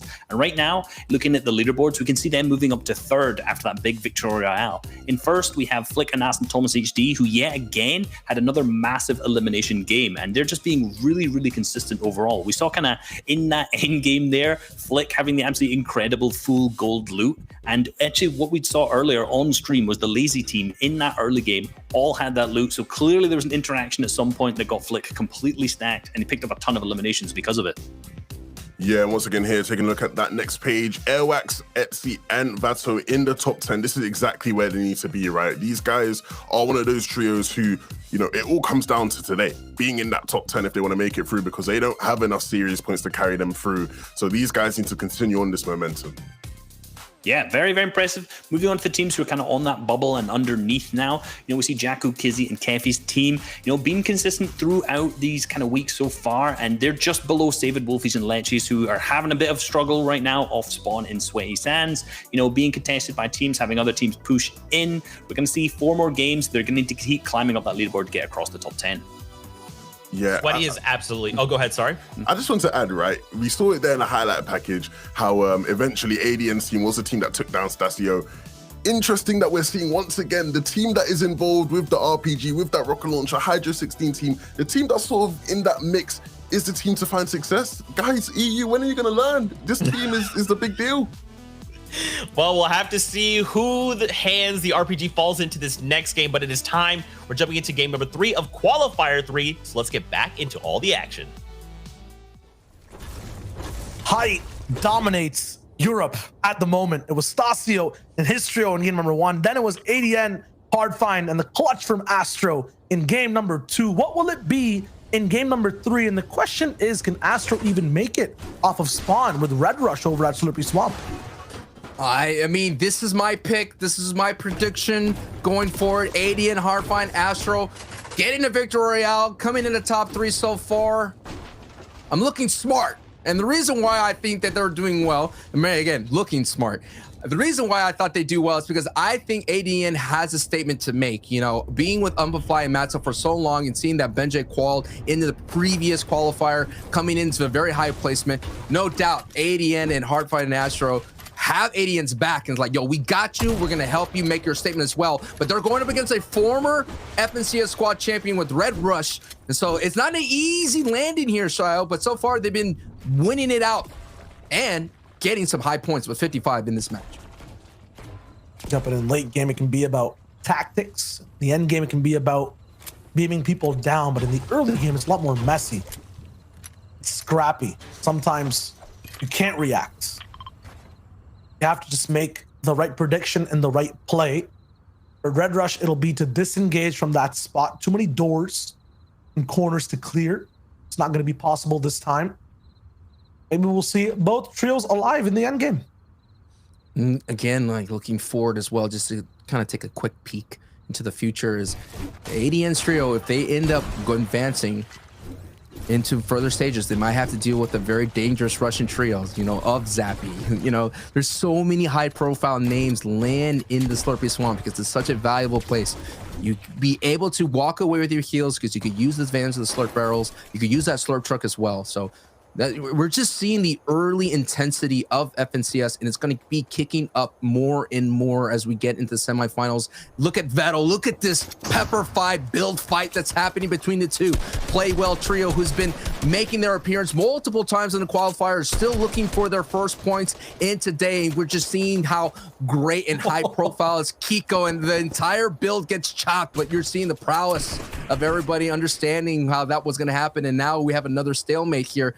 And Crazy Vettel and Stursix, so far, you've mentioned it, you know, been in 11th, been in 14th. They've just been around that top 10. No doubt they're going to move forward through the series points track, but I'm wanting something to the statement to be made because a lot of people like Levin, like Reese, we all saw Play Well supposed to be doing really well in the trios considering how great they play hip to hip. Yeah, retail, their, you know, spawn kind of price to move through has been expensive every single time. A team to fight and no dominant performance to really show. I think the 11th was the best we've seen so far, and the Hydro 16 as well when we're talking about POIs. One of the most wins out of any unnamed POI. It has to be because that rocket launcher, when it's used well, it goes to so much. And right now, Crizzy, who had the pocket strat available, the double gas canister play, I think he was saving the entire time. It was supposed to low ground. It's not possible to roll through. And they actually go off post-mortem. Unfortunately, rocks up the entire builds for both trios, putting them in such rough spots and going through their builds. Vettel has nothing to defend himself with, and he goes down. The strategy that could have won them the fight is the, I guess, thing that makes them lose it all. Such a has to be a bad taste in Playwell Trio's mouth right now, knowing that they've got, I mean, knowing that they've lost that engagement. That was something, a matchup that we were looking forward to see who would win, but this is another matchup that's developing here in today's match. AD and Asteroid Hard to Find, who were walking away with the victory royale in the previous match, able to take away that RPG from Hydro 16, now have a big scrum in front of him as Red Rush goes down, but a lot of HP has been exchanged, and now everyone's without any shields. It's going to come on down to some big time tags as AD and now in a little bit of retreat here as we've seen Astrocides coming in and gets met with a big connection from the green lever shotgun, and ADN here is still moving through. There's one more remaining trio mate left here. And looks like RVGs is gonna go back into the building here to moment to breathe here, but hey, you gotta put up some walls as well.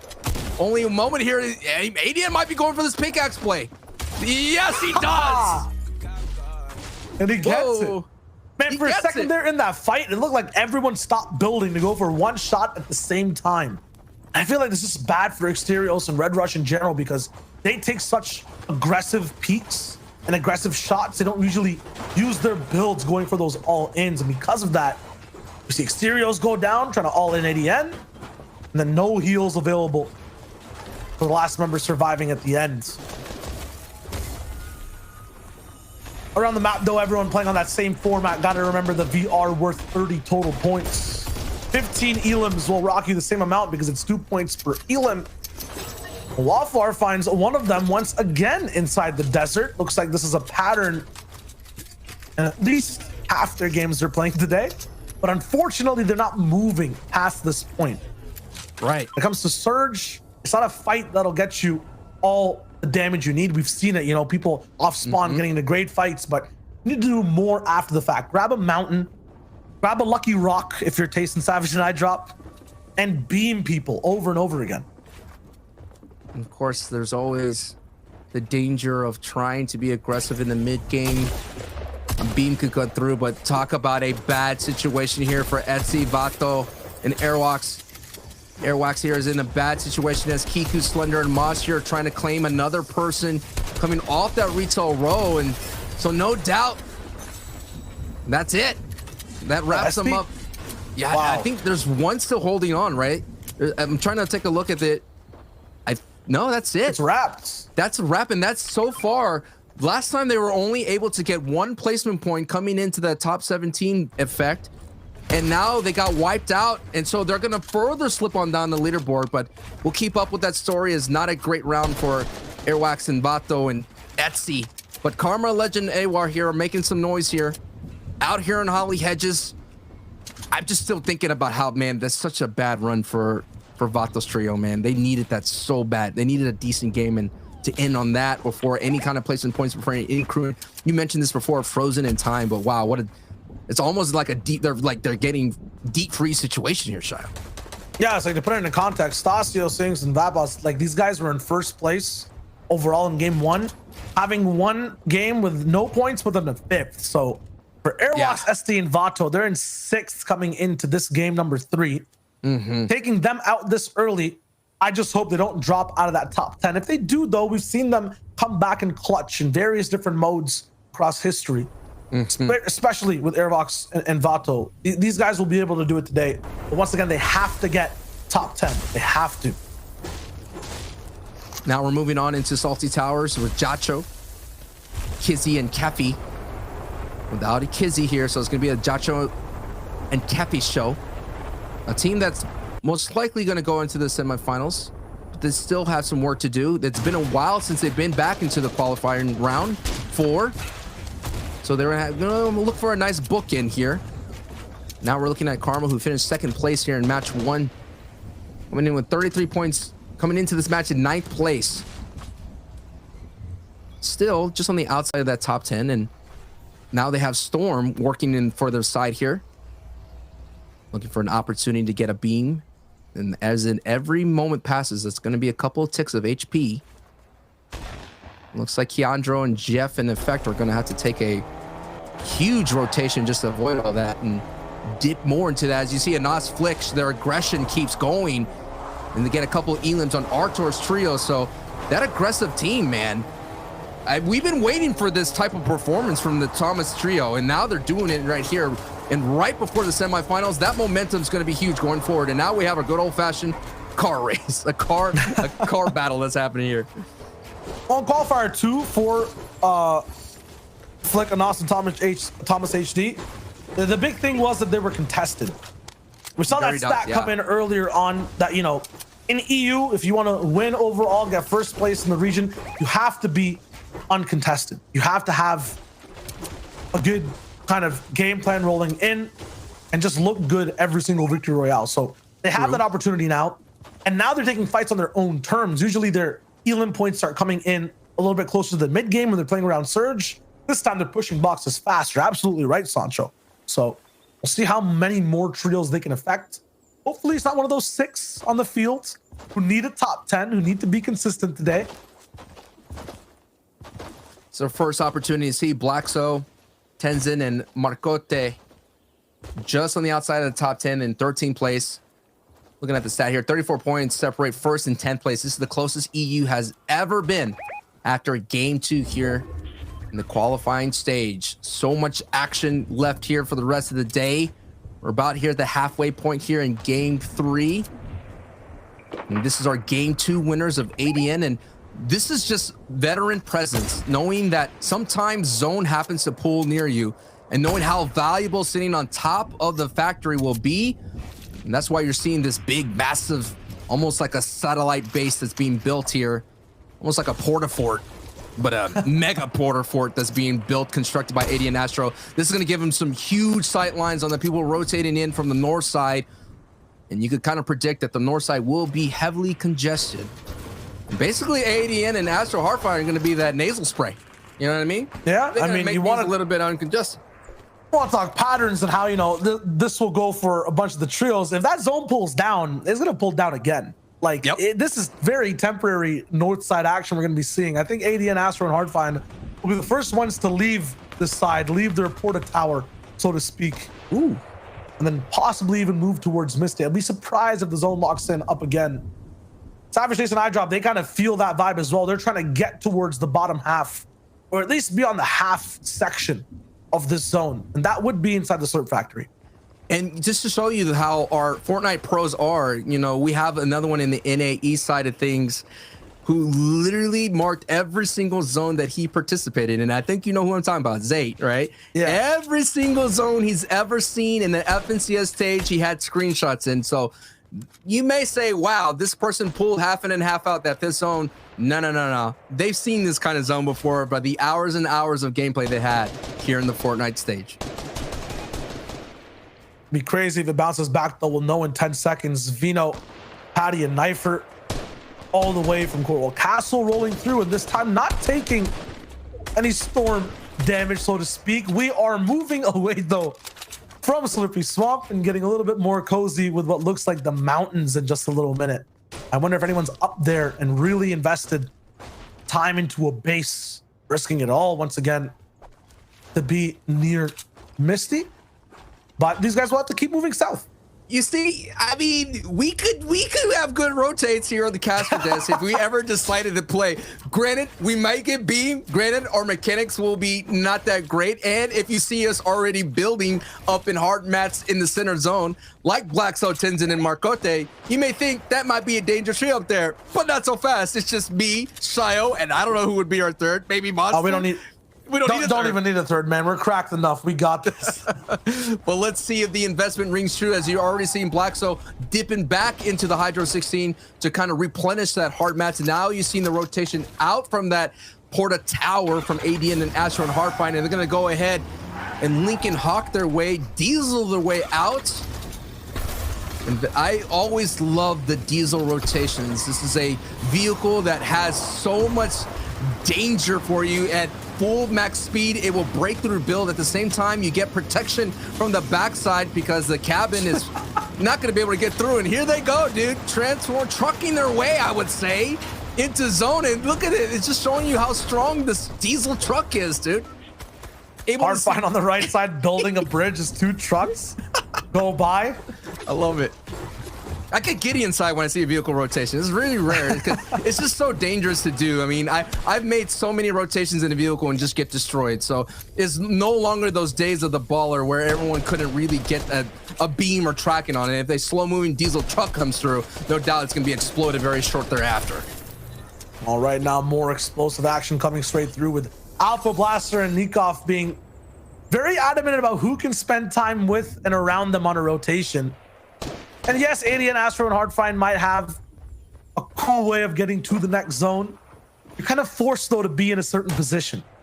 You're just going to get in, and now you're going to be trapped amongst so many other trios in their builds. I think it's Wafflar and Sarawet around them. Gray's also looking for a chance to beam by if he can from the outskirts. And there's Vino rolling in as well. So everyone's going to be trapped over there. I thought maybe ADN would have an even better position because he was the first to leave.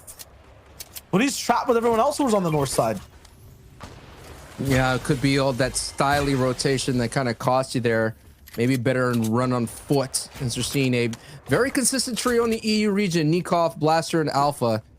This is the kind of trios that they've been together for a long time, and if they're not together, they're at least playing duos or so, like duos and other squad competitions together throughout the entire FNCS.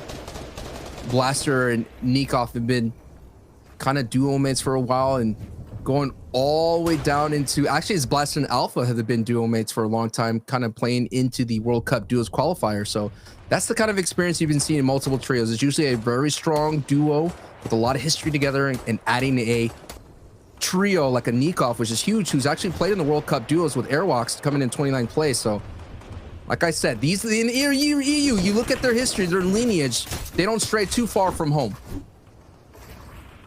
And we're talking from past to present. Right now, the rotations are kind of opposite. We're going counterclockwise on the circle. Everyone moving from right to left right now, trying to make, I would say, what looks like the beachfront of Slurpee. Mm-hmm.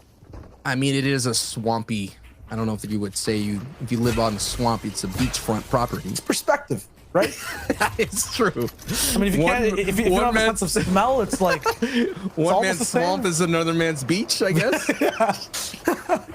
But look, what's a great rotate though. They take advantage of the other trio moving in, and they're basically recycling that, just kind of using a little bit of mats to build up some head cover as they're going to make their way into an old school landmark, Flush Factory. And now we'll take a quick moment to breathe and take a look at the leaderboard as people are making the rotations. First place is Flick and Nas Thomas with 62, Shay Gray and EMX coming in at 59, Aiden Hardenfight, Astro 55, Kasperse, Zini and Flixie at 52, and Airwalks, Etsy and Vato at 52, who are frozen in time, so they won't be able to make any more movement up the leaderboard. Their only direction now is more south. But Blaster, Nikov, Alpha here, we're just pulled a decent section of the zone. Now, this is all South Aquatic style, and you know everybody's gonna basically be sitting pretty much on the edge of any kind of landmass that they can find, and no one's gonna venture out down there, no matter how tantalizing that center is free.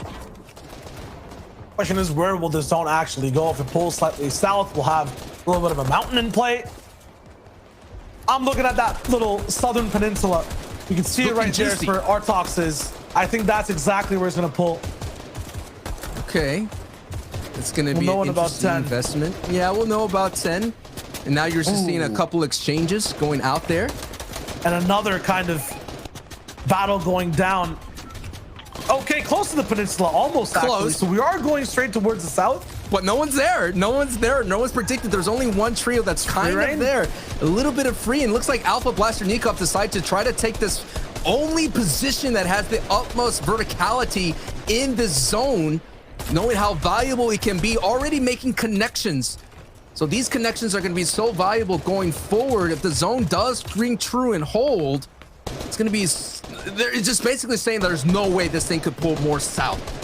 So this investment is going to be very particular, but they have to be careful because it will be contested here. But look at us, so much like no one's here. No one's here just yet because they're all catacombed up at the Flush factory. So no rotations have been made, and there's only a couple trios already sitting in the safe zone. And by not being in zone and holding a spot kind of outside it, it kind of emulates an off angle in play, in beams from everyone rotating in. They're going to be looking directly at the circle for their rotation. These guys are slightly outside of it, so we'll have more creative angles to take shots in. And if people react to their bullets, they're going to be taking shots from everyone else who's actually inside the zone. So a very dangerous and creative spot from Blaster Alpha and Nikov. Although a lot of people have already made it in, people have swam across as well. As good as this is, such a distance away from landing any meaningful damage. Stasio also just right underneath them as well. I'm wondering, they have that RPG? Because if so, all these builds, even if it is double tarped, are at risk. We're seeing the rest of the rotations come in true. 6 zones about to reveal itself in about 5 seconds here. Still, everybody now is on the north side. No one's basically on the dead side. There are only a couple of trios, and this does pull up the mountain here. So Alpha, Blaster, Nikov are going to have a great position, but you did mention that RPG trio, Astesios, just right below here on the low ground. I like to make references. You know how it goes. 8 so far, but we'll have more by the end of the day. These guys are going straight up the mountain. Blaster, Nikov, and Alpha, making sure they're ahead of the pack, but Stasio remembers how he won the game. It was from height early. 6 zone height team has won games every time so far today, and right now it's Alpha, Blaster, and Nikov. No team, I think, has been this close or contested 4 height just yet, the way Stasio is pushing for it. While that happens, Saven takes out Flick all the way somewhere on low ground, and that's a second place team who's also being bullied. Alpha taking some shots in the back. Chaikovs looks like he's down bad. No, down atrocious for the moment, moving in the backside of the zone, but Stasio, in his kind of proactiveness, goes down and trying to find a good spot in the zone. Hardfind still active. Tails going down. Astro eliminated as well. This is a very different end game in game number 3. And Stasio's trio going down means the RPG does exchange hands. Who's going to be able to knock off Alpha, Blaster, Nikov at height? Hardfind picking up an Elim, Flick picking up a knock, and Thomas getting Savage. So that's going to be huge to see. Where does Lechi, Wolfies, and Savage go into the leaderboard? And if any of those are still alive, but look at the zone. You're going to see these huge elevation. This elevation is going to claim a lot of Elims here. Shia, what did you see? I just saw Taste and the Savage go down immediately, box to box, inside mid-ground. And past that as well, you're mentioning the zone. We're going all the way back. We're bouncing back, and it might not be completely up the mountain, but it gives chances for people in mid-ground to keep staying alive still. Edits will be made. Hardfind trips up. On low, Wolfies is still alive on the backside. Wolfie's holding on to his trio's run. They need to get a good finish here, considering they did not have one in the previous match. So a lot riding on Wolfie's shoulders. But oh my goodness, the action is still popping up, and look like Alpha there getting an Elim at the high ground. Now he's going to go back up to his trio mate. Keep focusing on height, but I'm just still looking on the left side at Wolfie's name on that big overhead feed. He's been through 6 different trios over and over again, somehow surviving. He's still alive on low. His team's hopes today ride on his shoulders alone for this game. And he has to be careful because now the zone is now getting pushed. Essentially, it's pushing everyone down to the Alpha, Nikov, and Blaster, and Wolfie does go down. Wolfies gets eliminated, but a pretty decent finish here. Able to get a knock and an Elim, and he was able to get some placement points. Very valuable solo run from Wolfies right there for Lechi Savage's trio. But let's keep focused here on the bottom right. It is iDrop sitting on the mid ground. iDrop as well is being solo. So far, 5 Elims for that trio. Now he's at the low ground, touching the wet grass for a moment here. But now he has his head on a swivel, considering he's on low mats. But now we're back on the high ground, and this is what's being caused. Thomas goes down to Diablo. Thomas gets converted into 2 points. Let's take a look at this low ground and see Kiko, Slender, looking good as a duo.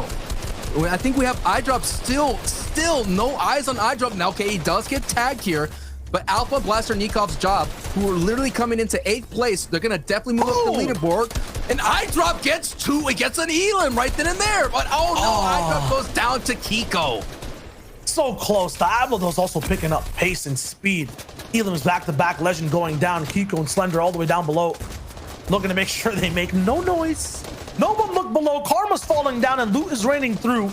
Kiko possibly getting a big refresh as well. Alpha is still beaming. These guys have not run out of ammo just yet, but he's on his final 10 bullets for now. Under 160 builds left as well. We have 3 different zones of play happening in this end game, left to right, right to left actually. And no one's touching each other's builds just yet. Still shots coming in. It's not at each other's trios. These shots are to break the hard builds ahead of them. They're playing the game off their health bar. Nikov now finally going through and dropping more pressure on the second height team. They're sandwiched currently, and it's not tasty. This is a very difficult situation to be in over and over again, but they do actually end up clashing. Low ground gets taken out. Flecken and Diablo have popped off and have position. Alpha has insurance though. Blaster goes down. Nikov eliminated as well. Are the siphons enough? Alpha has the HP difference. 2 chuck splashes to take. Is it enough? It is. Alpha gets it through with smart positioning and a 2 chuck splash heal game. 9 elims to boot and the placement points for Victory Royale. They were in 8th place before that match. No doubt they're going to move up their leaderboard, but I disagree with you. There's nothing tasty as a smush sandwich, man. You just smush that thing all the way down, and that's what Nikov Trio did. They smushed it all the way down, but let's take it to the analyst desk to see where they end up on the leaderboard. Production, if we could start a counter for Sancho, that would be great as well. Vital. It's so important, the broadcast. But for serious, Alpha, Blaster, Nikov, a Victory Royale in their name. I gotta put so much respect on these. It's now we're seeing like a different trio for every single game that has controlled height, that has used that to kind of squeeze the life out of everyone else, force every other trio in the lobby to play their game. And it's kind of interesting, Reese, because like Stasio was right below these guys when they like took height. They had the RPG, but they never made the play to kind of bring them back down. Yeah, and the problem with that wasn't necessarily their fault. They were trying to keep ahead of the zone, and that's what we want to do with that rocket launcher. Keep ahead, look back, shoot that high ground, but they just never had an opportunity. Yeah, it can be very difficult, right? Those like sort of end games are some of the toughest, right? Where there's so many different changes in elevation and terrain. A lot of the time it's just about the teams who are able to just adapt well enough. Take a look at your screen here. ADN, Hardfine and Astro, they've been making this Osborne Slurpee fight look like arena. Like they just have been making quick work of exteriors as trio. And at what point do you decide to leave, Reese? Like, come on, like these guys have just been getting completely rinsed by these guys. And, you know, at some point you just decide you gotta leave, right? I'd say soon. And, you know, what we're looking at now is Leches, Wolfies, and Savid. We'd already talked and we saw kind of in the previous game 1 and 2, they were having some difficulty in Sweaty Sands. So this game, they've decided to move it up and switch their drop spot over to Steamy Stacks, which these guys are incredible fighters. They managed to completely wipe it off spawn. And there was a beautiful llama on the roof for them as well. Yeah, talking of when do you leave, right? Those guys decided that was the time to leave game 3, and it did pay off for them.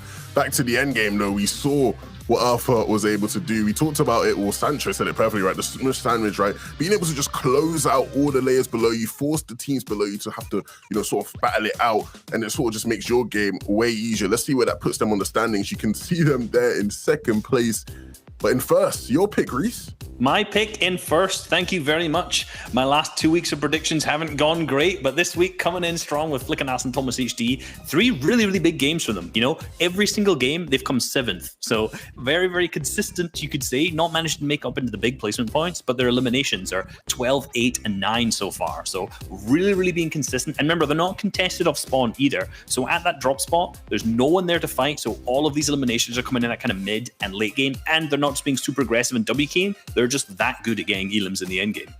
Yeah, I think it's been a pretty good day for picks for all of us, right? Like iDrop's team in the top 5 there, Sancho's team was up there as well. I think everyone's sort of been sort of on the board. And I did say we'd expect this, right? Some of the teams that you expect to do well today are going to be those ones who are making it. And a lot of these better teams have just been either uncontested or even if they are contested, just making quick work of the people landing there. For the people who are barely on the outside, you can see here Airwax, Etsy, Vato, Savid, Wolfies, Letchi, examples of players who need to have a big day. They're not, you know, far away. We've seen teams make these great comebacks in final games, and so as long as you can stay here and sort of, you know, get ahead of the curve just that bit, right? Have one of those big pop-off games to push you into that top 10.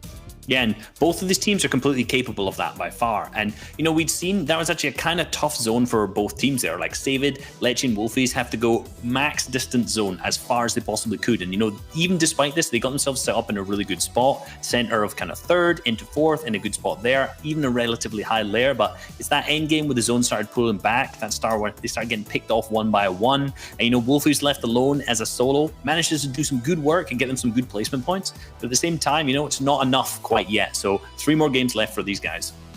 Yeah, I think it is going to be important to see that with them, right? Obviously, Wolfies is the one that's taking lead of this team, right? He is that IGO, and historically, he's never been that, right? Wolfies has always sort of been seen as the solo player. So can he sort of, you know, put things together to make the right decisions for these guys as a team, as a trio, to be able to get through some of these tough games? He's got 3 games to do it, right? So let's see.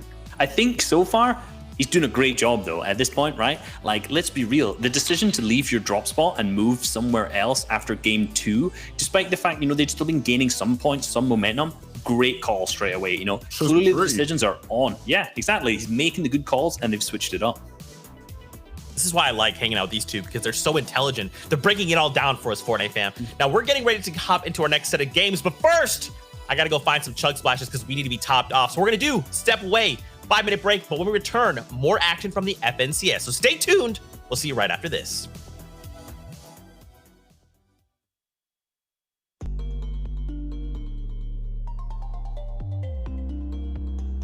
Max zones, moving zones, zones that bounce back. There's many types of zones we're all used to seeing, but there's one we don't get to see too often, and that's the mirror zone. A 4th to 5th zone that is close to identical to another one within the same session of play, simulating the same endgame, rotations, and giving squads a second chance to redeem themselves, or on the flip side, shatter under the pressure. The trio we're going to reflect on today is no other than Degen, Agers, and Skittles from round 4 of Qualifier 2 on NA East. They had a mirror zone in game 4 that reflected almost the exact same zone we saw in game 1, and both performances were so different even though they were playing near the same space. In game 4, their builds are healthy, everyone rocking purple tacks, double heals, and are about to have a shining endgame. Even positionally, they're slightly north of the 4th zone on the dead side, so they have the God loadout with an easy rotation. Nothing can go wrong, right? Wrong. They're missing the frame around this entire game plan, and that's Storm Surge. However, an identical issue for the team next to them that ends up pushing them as they're low on Storm Surge, and although they hold out and win the battle, they take losses in war, as Agers goes down in the fight and they're still below Storm Surge. Skittles hits a clutch snipe to get them above, but Agers was ultimately lost in the process. 5th zone pulls, and they are below Surge once again, and used up so many materials and builds just to survive to this point. Already a teammate down and running through their reserve, sand tunneling becomes the desperate strategy to salvage the game, but doesn't work out how they were hoping to, and they both go down. This trio had the best setup to win the game, but on this side of the mirror, fell short on one piece of the puzzle. They ended up placing 19th with 0 elims, but still have a few more games to pick things up. Traveling through the seeing glass and back in time just a little bit, we can see the reflection of game 4's mirror zone in game number 1. Close to the same materials per player and power in each and every loadout. Storm Surge, though, the frame of the plan, was actually sturdy this game, as the trio took an early game fight, picking up all the damage they needed, as well as 8 elimination points before the endgame madness even begun. In this alternate reality, or should I say in game 1 compared to game 4, they have an easy, no stress time rotating to the 5th zone, and it was so easy and early that they ended up with height. I don't think you need the foresight to see where this one's going. They used this setup game plan, full surge and hot loot to control the game, keep height, drop down the pressure, and win the game. Even after starting the day off with a win and getting a mirror zone inside an important qualifier, things might not always be as they seem. It was Storm Surge this time, but there's so many variables pro teams have to take care of each game. No matter how similar they are, this also means there's something unique to watch in every game of Fortnite. FNCS is going to be jam-packed with even cooler patterns as the season goes on. So stay tuned. We got our eye on the rear view mirror of that battle bus. Beep, beep.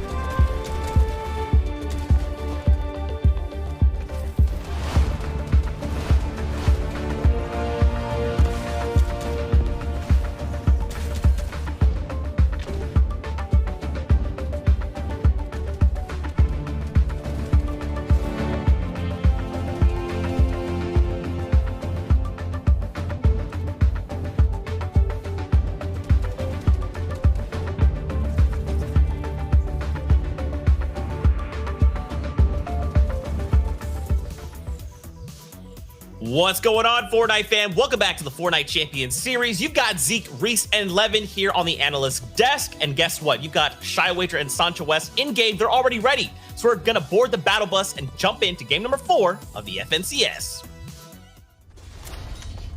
Guild and Gamma, a colossal combination of organizations that have Flick, Anas, and Thomas HD under the helm. These guys are in the lead for the moment, but there are still 6 trios, Sancho, who are possibly up to not qualify. No doubt, Savit, Lecce, and Wolfies are one of those 6, and we're just seeing how them switching their drop spot is now affecting another of that 6, and that's Scouts trio, who was there at Steamy Stacks, and now they have to find a different way. But now we're going to go into a closer look at Nikov, Blaster, and Alpha, our winners of game 3 here, match 3. And as I mentioned, this trio has been together for a while. They came in 18th place in the FNCS trios last season, which was different when it had Stark Industry, Doom's Domain, and all those kind of POIs that they navigate. But they've been together for a long time, and they actually have experience with Airwalk, Skype, and Bato, as Nikov, who was playing squads with them, actually coming in 3rd place, and they're in that FNCS squad. So no love lost between all these mates. And all these EU teams, like I mentioned, they tend to stick close to home. So let's see who's able to come up top and who's going to be able to take the whole way that 1st place finish here today. Now, what does experience mean, though, right? In round 4, what does it mean over time in an FNCS? For me, it's a lack of hesitation in the trio. When it comes to decision making, even if it's a good or bad decision, it's a quick follow through. And sometimes that can be the difference in winning a game. Getting even just one more placement point, it is huge. So these experienced trios know what to do. They don't want to leave a teammate behind. They don't want to drop down and fully aggro a box. At the same time, that's what makes ADN, Hardfind, and Astro so impressive. They don't necessarily have that chemistry just yet. Coming into the qualifiers, they only had 1 Cash Cup and Cypher PK Cup experience, and that's it. So they came into that qualifiers in week 2, had a decent showing, looking for their footing. As Levin mentioned, they were dropping Pleasant Park. Now they switched it up and going down to Slurp Factory and finding much more success. And that success is providing a lot of chirping, I would say, on the social medias from ADN. ADN's got a counter, Sancho. He's got a counter of how many times he's winning off spawn. Yes. And I feel like that counter is only going to keep going up. He might have conditioned it enough today to make sure no one else lands there. He looks so good. But past ADN, Karma, Aware, and Legend as well. You guys have looked good so far today, consistently showing up towards the end game over and over again. 2nd, 16th, and then 4th place. So definitely gaining points every time and are almost there for a win, too. This is a good showing of what it is kind of to be expected when we hit those heats in semifinals. Right, and their average elims right now is 2.6, covering the average placement about 7 points, but it's just showing you how consistency is so big of a deal that you could walk away with the victory royale like Stasio's trio, but now they're slipping all the way down to the 10th place. So that consistency, you could get 1, but you need to string together, as my boy Monster D-Face would say, at least 4 solid games. And we talk about consistency. Let's actually turn the book upside down, rip the pages, and translate it to a different language, because all the trios on screen right now have been, I would say, the least consistent today. Wolfie's winning off spawn, but then after that, getting pushed in, having trouble making it out. Patty and Knifer rotating inside the zone 24/7 in such a bad position, but then the next game being ahead of Surge, having everything under control. There are no patterns I'm looking at from either trio on screen at the moment that have been really good to call out. These are very volatile situations we're seeing every game, and now they're fighting each other. Yeah, and the gap between that top 10 is so huge. Literally the threshold, as you want to put a word for it, is at 56 points. And you're just seeing that. It's 56 points for Stasio's trio. Airwalk's trio is literally at 52, Airwalk's trio. And then right below that is Savage trio with 37 points going into this match. You talk about Savage's trio, that's one of the reasons I think we see Wolfies, Lecce, and Savid this far away from Sweaty Sands up at Craggy. They were getting bullied from Salty Towers. And those are the adjustments you have to make in-game. And those are the ones that, as you see, Karma getting a knock on Scout. So Scout's trio is further slipping further away from that top 10. But those are the kind of adjustments you have to make. We already saw in the FNCS trios in the previous finals. We saw Mongraal, Mitro, and Tayson having to give up Stark Industry, an uncontested PY, because they started to get heavily contested. They went down to Sweaty Sands to go up against Andalex's trio, and that caused a ripple effect because Mongraal, Mitro, and Tayson were able to walk away with the championship by holding off Andalex's trio. We just couple points lead going into that final frame. And that was all for the battle for, first place of the EU. Yep. Over here today, it's kind of the battle for top 10, primarily between two trios who are doing very well and are almost tied or close to each other for the moment. They're actually not tied. I just double checked again, but Airwalks, SD, and Vato, 11th place right now with 52 points. And then Savid, Wolfies, and Lecce, who we were talking about before, are in 12th place. Both need to hit that top 10, or it might look like they won't qual for the semis and grand finals overall. They're both newer approaching this qualifier week. So huge for them. They're 2 places out from being in, but 513 damage for Wolfies above Surge. That is huge. Very huge. Not getting the elims, but getting those valuable storm tags. And this is what's so dangerous about needing to qualify in a top 10 as a new trio like Savage, Lecce, and Wolfies. Essentially, is you're going to have teams that have been playing multiple weeks like Savage's trio, who are basically now are showing up. They are now in the top 5 finish, and in the previous 12 games they played in round 4 in the first 2 weeks, they have 2 of those top 5 finishes. So they are now getting into the rhythm. They're, if you want to put a sports comparison, I know this is the E region, but an NBA is an international game. It's basically like the Lakers, man. They could play as hard as when they want to, and right now they're choosing to turn it up and play hard.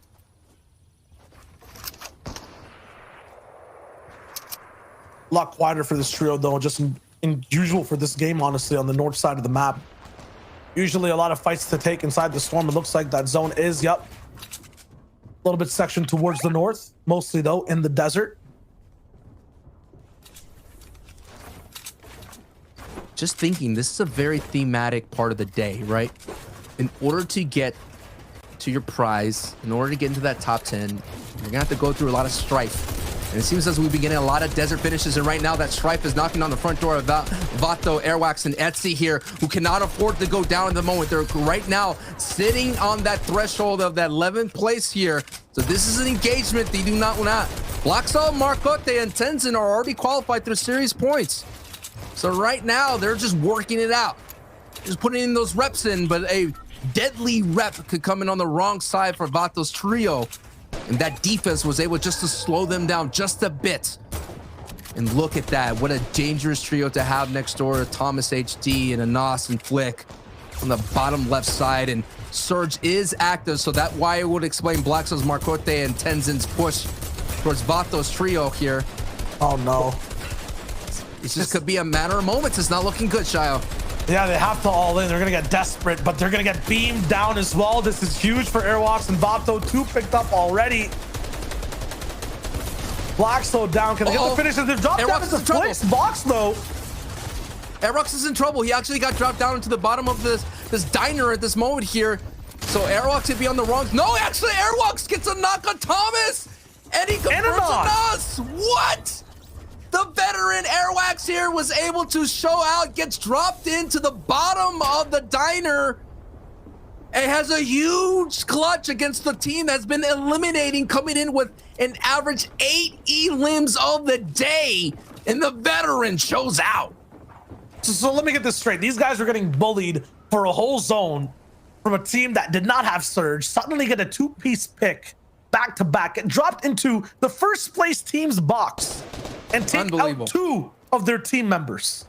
That is huge for them moving up in the top 10. That is just a huge play overall. That is such a confidence booster. That's just to let you know that you still got this, that the veteran prowess, the experience ring true, not to be scared of those moments. What makes things a bit scarier for this trio on screen, Savid, Wolfies, and Lecce. I know I said they were 12th place, just 1 place behind Airwalks, SD, and Vato, but the point differential, the point differential, it's 52-37 when this game started, and after those 3 elims, it's 6 points even further. So elims have to be made up right now, and that's exactly what Wolfies is the best at with Lecce, but taking a little bit of damage while getting it. They will get Patty down. This fight that went from Craggy Cliffs all the way down now to the Coliseum finally has some form of closure. And what a beautiful box play from Wolfies. Went to get the cone, didn't get it the first time, but was able to get that piece control in the second time. And they got a great box elim as a trio, now fighting hip to hip, trying to survive metaphorically, not only this game, but trying to move into that top 10 together as a trio. That goal is 56 points. They're at 41 right now. So they'll have to do that. Yeah. 6 more times. That is huge, just to make up the difference and then have an end game. And that is the thing of you switching a trio. The rules, your series points gets reset. Savit making that choice, understanding that he made that decision in the long term. He did make a post on social media talking about, hey, I know what I'm doing. This is about the grand finals. That's where the bag is. So he's understanding that not only he picked up the trio of the duo of Wutzi and Lecce, who've been together for so many different kinds of events, but to be able to understand that foresight. But it's just, he has to get in now. And for everyone else ahead of the pack in the top 5, looking to say they have what it takes, don't drop at our spot coming into semis. It's Flick and Austin Thomas, who are down in Austin Thomas HD, and Flick is right on the walls of Airwalks, SD, and Vato. We've got Blaster Recon and Alpha, who stay low-key till the end game, so they'll still be around. We'll see them battle it out. They're very close to AD and Hardfind and Astro, a 1-point difference.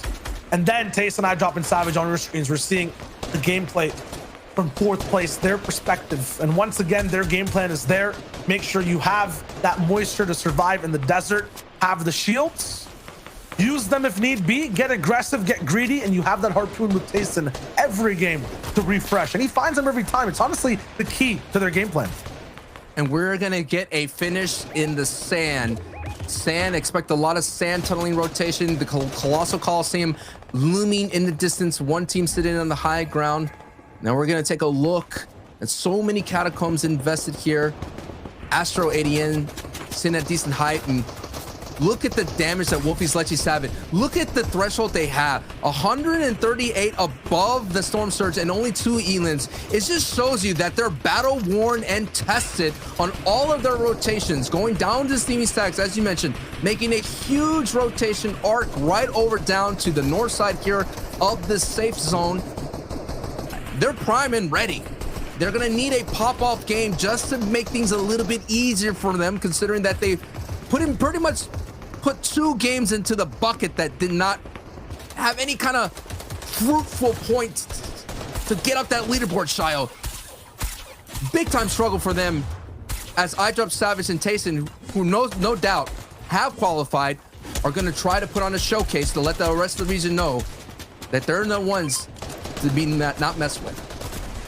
Not at all. 73 points. This is their time to overtake first once again. It's just like in that clutch situation. They're on low ground once more. Santra, you mentioned it. Veteran type sand tunnel rotations. They know exactly when to leave, how to peek, where to go. They might start it now, but they're actually going to affect. They start Ardent. How smart are these guys, knowing that everyone has to make this type of rotate? Full refreshes, suck splashes, slurp fish. That is huge. Wow. We all know that it takes a little bit to burrow yourself, and that we're able to catch someone in that animation. What a big time pickup right there, and refresh. And now we're seeing Storm Surge ringing in true, and now another sticky situation for Airwax and Etsy and Vato. No shield now in the moment here. Airwax, who has 2 big name elims, now he's out and down. Is up to Vato, and the miracle run in this match may have just been too much. The battle worn, the wounds from the rest of the lobby were just too much to bear for Vato's trio, and they no doubt close to going down. But on the same kind of battle-worn track is Wolfies, Lecce, and Savit, who are looking much stronger in health, but still have some work to do to get inside the safe zone. And now they're getting some held out by the people in the zone, trying to work as much as possible and get in, as they say. This German, English, Irish trio from International Flair doing all that they can to stay on their feet to make sure that they're sniffing that top 10 here in game 4. Big thing here too is that because SD Airwax and Vato got taken out. These guys have the room to catch up. Yes. This is the moment. This is the game. Still, though, at 41 points, they haven't really done much past that point, and placement points haven't been getting ready to hand out for the moment right now, though. For everyone who's playing in this zone, it is a max pull, and no one has position for it. There's one purple true who's trying to get an advantage, but this is going to be a long haul, and there's a river involved as well. Definitely in that river, you could take a dip and take a swim. Was that Browner with an RPG on Heights? Believe so, yes. RPGs could just get shot out from Browner there. So Browner now has its own Stasios trio there now, no doubt. Maybe out. And the reason why we say that is there's very limited RPGs. There's usually one guaranteed from the character there. Down in the Hydro 16, you could pick one up from a Shark. The chances of that happening are very rare. Out goes a stair top from Kiko as he's leading his team through, using that bridge for a little bit of temporary relief here as much as possible. But this is dangerous style. All of the trios essentially are going to exhaust a lot of their material as they go over. And when Browner's going to hold on to this height, alongside with his trio mates, it's going to require a lot of mats. And at the same time, they're definitely going to have to find a refresh here somewhere. As you see, Browner is already out of builds, no doubt. Gave the builds to the remaining trios. And he does have 2 RPGs, and that's why he's being so aggressive, trying to find Elim and trying to find Shakos. Now, Shakos is not going to have some issues here. He does get the confirmation how much builds. He gets a huge map refresh, and now he's going to go back up. But it's being contested by Code's trio. Code sees the opportunity. He saw Browner going all the way back and identified that he was from that high ground trio. Has height, but where are his teammates is the question. On low ground, Taysom's also operating, making sure he can make the most out of his situation. Browner is now almost out once again of all those mats he just got from that play. It's Manu, Mateos, and Code who have gotten height. They're one of those 6 trios who need to hit top 10 and stay in there as well. So a huge game for them. Lecce, though, still alive and next to Taysom's box on low ground. Eye drop goes down as Storm Surge ticks through. And past this, everyone is still moving forward, going towards the next zone. Now we're going to keep looking focused. This will be huge for Manu and Code and Mateos. They are the Spanish trio that need a finish, as Shayo said. But let's look at the low ground. Lecce is the warrior. Another solo run from Wolfie Savage in that trio. Can Lecce? He does get an Elim there. 53, a full refresh. It's another big shot and an Elim for Lecce. And he gets a knock on Browner. So Browner with the RPG fell down, had to give that up because of the retake from Code. That is the effects of a high ground retakes here on these rotates. Now you're looking at down below, Mashi, Slender, and Kiko coming from Rito Row, who's been very strong against the Playwell team, now cooking together as a trio on the low ground. Looking really solid with 4 elims and a strong 78 points as well. And they're going to be a power trio looking for anybody that falls down to their clutches. They could easily get a conversion considering that they're looking strong. The question is, do they have enough mats going forward as this rotation has been seemingly be pushing east? And did they get nothing? Nothing there. It was so close. So close. So good for height and every team above them, though. That means that they're not going to be able to survive for long, using a harpoon now to break builds in front of them. Because they want to alert people right above with the shots. Everyone, though, is getting crazy and constricted over and over again. There's no space for too many trios to be alive in mid-ground. Kelpie still popping off, getting Zynie down. Maggle still trying to survive as well. Vortexers finally goes down as that trio is taken down to 1 solo player. Height, though, is having a vacation here on this top spot. They haven't really moved or done much. But at the same time, because of this position, because of the patience and staying elusive, they now get to activate and really bully the people below. A lot of the big names are out of this fight, but that means that's a great opportunity for the Spanish trio at height to move up their leaderboard. Right now, coming in 23rd place before this match. So this will be a big time match to get them up into that top 10. And now you're seeing Kiko on the low ground, making their way through forward, sitting on the front side at a very strong position. So this is a moment here. Fires are exchanged.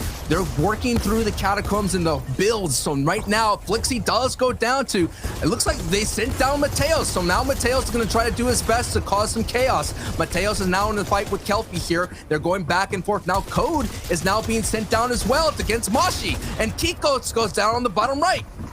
Slender and Manu, though, who have to be the insurance at this point.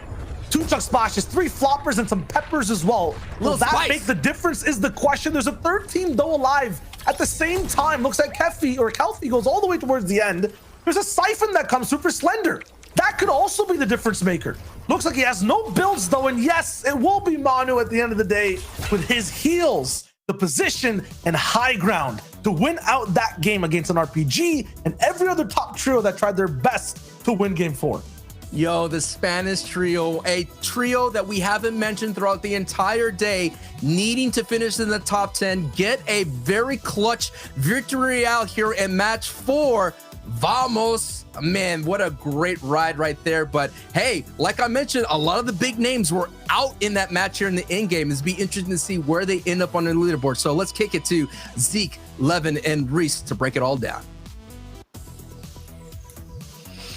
Thank you guys so much. Fantastic cast on the day. Now, guys, kind of what Satya was saying, it's so weird because like all these high profile trios that we are used to seeing, there was no one there, right? Mateo and his trio, they find this opportunity. They're like, look, we just have high ground. We just have to do what we're doing. And ultimately they push it to a heal off. And with so many floppers, with so many chug splashes, you saw him, he's just hiding there in a ramp against a little wall. Like, okay, don't look at me. I just got to eat this and win. I mean, like, there was good strategy behind what they did as well. You know, they obviously get that loot up early in terms of fishing loot, so they have all that white heals on the one player. But notice how the last heals that he had used was the chug splashes. And this is because as soon as he starts using those chug splashes, the player that he's healing off against, which was Slender, will be aware of where he is, and then you can finally get that elimination easier. So really, really good positioning from him to keep away from him, just to use that in the end game there.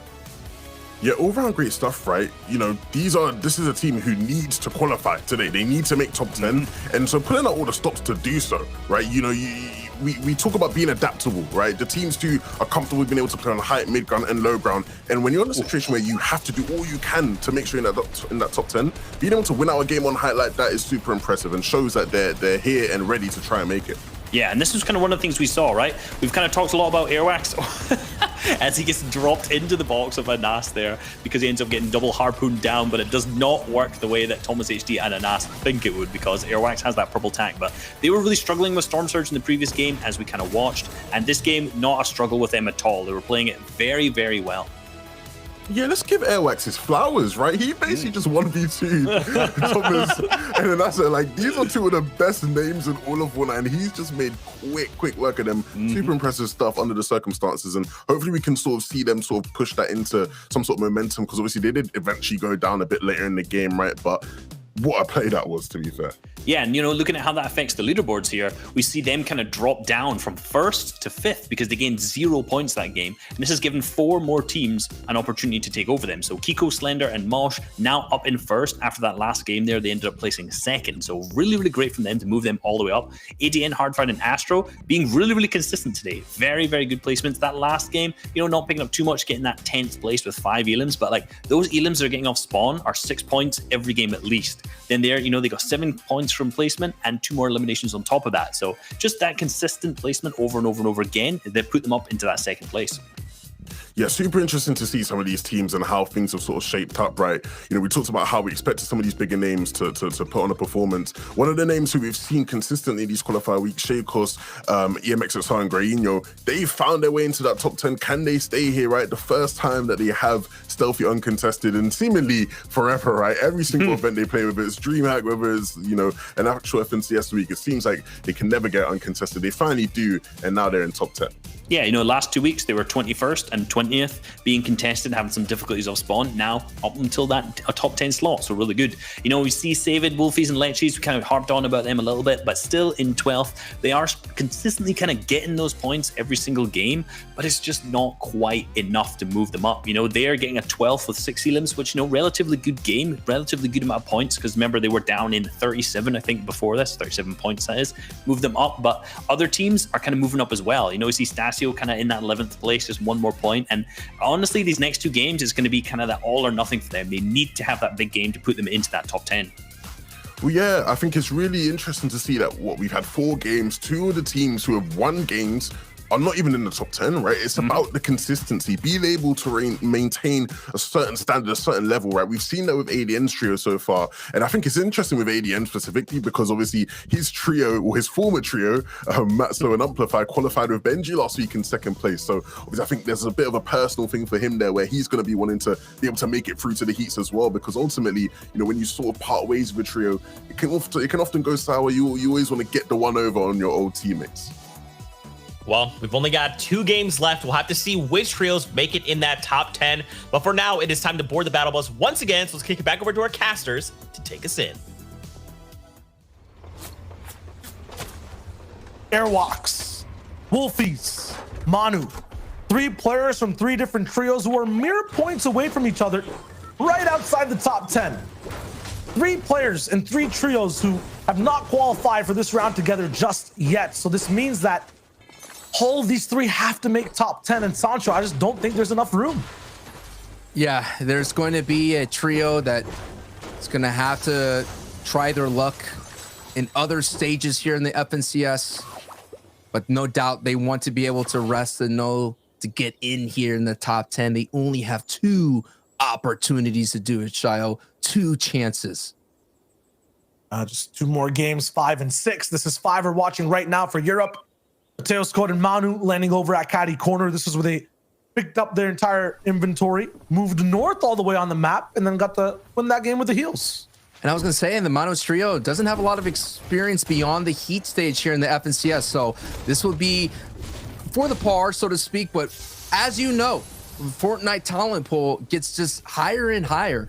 So making it into the heat stage here for this FNCS will be a big time victory for them. Yeah, it's also kind of like, you know, as good as it is, it's that scary. It's kind of like their final boss is here now. Whereas with Savage, Tayson, and iDrop, you know, their final boss might be overall the, you know, the grand finals we'll see later on. And I'm not seeing iDrop's name here completely. So is it just Savage and Tayson here for this game? Looks like it. I mean, Savage and iDrop have a lot of duo experience together. I'm not sure how much experience Savage and Tayson have together, but we'll pick up on that in a bit. Go back into Lechi, Wolfies, and Saban, who looks like they were able to. Looks like not yet. Not yet. I was gonna say maybe they conditioned the spot, but not yet. The trio is still here, and we know that Scouts trio, who, because of this, kind of put them all the way down to the 20th, and that's not good, man. They kind of dropped all the way down, and they were having a decent run until Lechi, Saban, and Wolfies decided to make this their new drop spot. I feel like that conditioning came through. Might just be an NPC in the middle of the fray that offers them some ammos and whatnot. The cool thing though is, you know, the best placement that you can ever get just in general when it comes to EU FNCS is right outside of Steam Meets, those houses.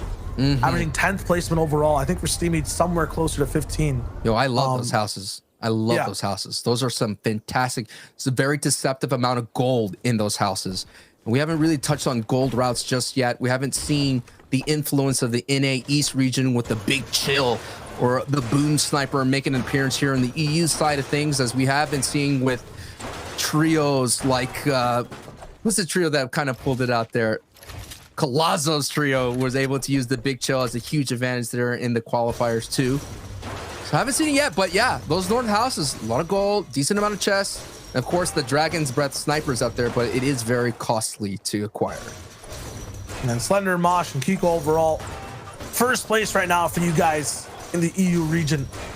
Started off the day a little bit rocky at 26th place in game 1, but with a 9th, 3rd, and 2nd, getting almost double-digit elims in 2 of those games. It's enough of a consistent performance to keep them up here. Meanwhile, to harp on something that Levin actually said for Lechi, Wolfies, and Saban. Yes, they might not be in that top 10, but they kind of went over a huge hurdle of being behind by 20 points in that last game. Now they're close to tied with everyone around them. This will be a very important game for them. And you were talking about Scout, Sancho. Acme and Zestin are now here somewhere near Weeping, getting to a huge fight with Silhouette. We're just seeing the butterfly effects of one team changing their drop spot, affecting another, and now it's affecting another here at the Weeping Woods, which is amazingly in the FNCS community has been created as a split. I don't know how you could find so much value out of a split of Weeping, but when you get to this point where big time teams are landing in big POIs, even in landmarks, and Fortnite Pro will find some, I guess, some juice out of that rock. Okay, finding liquid where it shouldn't be inside rocks. Mm-hmm. Had a lucky rock earlier today as well We with did. Tasting Savage, Nide Drop. I'm just so interested to see how Lechi's game goes here today. Yeah, and this trio has been having some solo performances. To harken back to the FNCS trios last season, Sundown and I always talked about a solo performance has to happen where you get points where you had no business of getting to. And Wolfie's doing that, was able to maintain the momentum, getting some valuable placement points. And then we saw, I believe it was Lechi doing that as well, getting some valuable placement points. And maybe an Elim, he was cooking, getting a lot of Elims. We're able to walk away with a nice to-go plate, as you say, with some nice valuable points. So those are the performances it's going to take for Savage, Wolfies, and Lechi to get in. And right now, they're sitting really good. We talked about that gap, Shio. They were in the 30s to 7. Now they're in the 50s. So now they're definitely in the race. But they're still walking that tightrope of slipping off of that top 10 finish. Hey, talk about these solo performances being on a hot plate. Dinner might be too spicy for that trio because every time it goes towards the south, that's where these guys end up doing those solo performances again. And I know you're saying, Sancho, you need one or two of them, but to be forced to play solo every single game, it's rough. It's just so daunting. Historically, it doesn't really happen that much. So I hope agree. this trio can keep it together for that late game. To jump on that as well, they'll loot. There's not a lot of power weapons to do that in close quarters. True. In previous past, you would have a man and a half pump shotgun to put a blast into someone's dome to get 200 plus tags. You can still do that.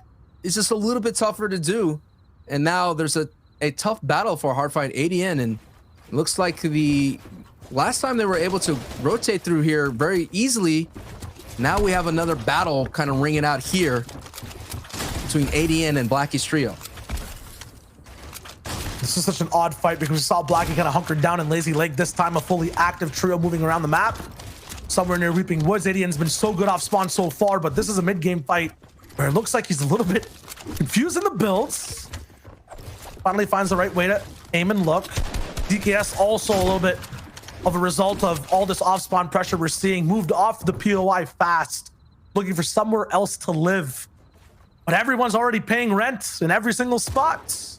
And no one wants to share rooms, so you get these fights that are going up high. ADN bouncing up like it's a high ground retake in an end game, but this time it's a little bit too isolated, so there is room for the enemies to beam in and bunker down. Blackie and DKS have taken over Hardfind as well. I'm surprised no one's even shooting this out from either team. I'm shocked that this build fight is happening.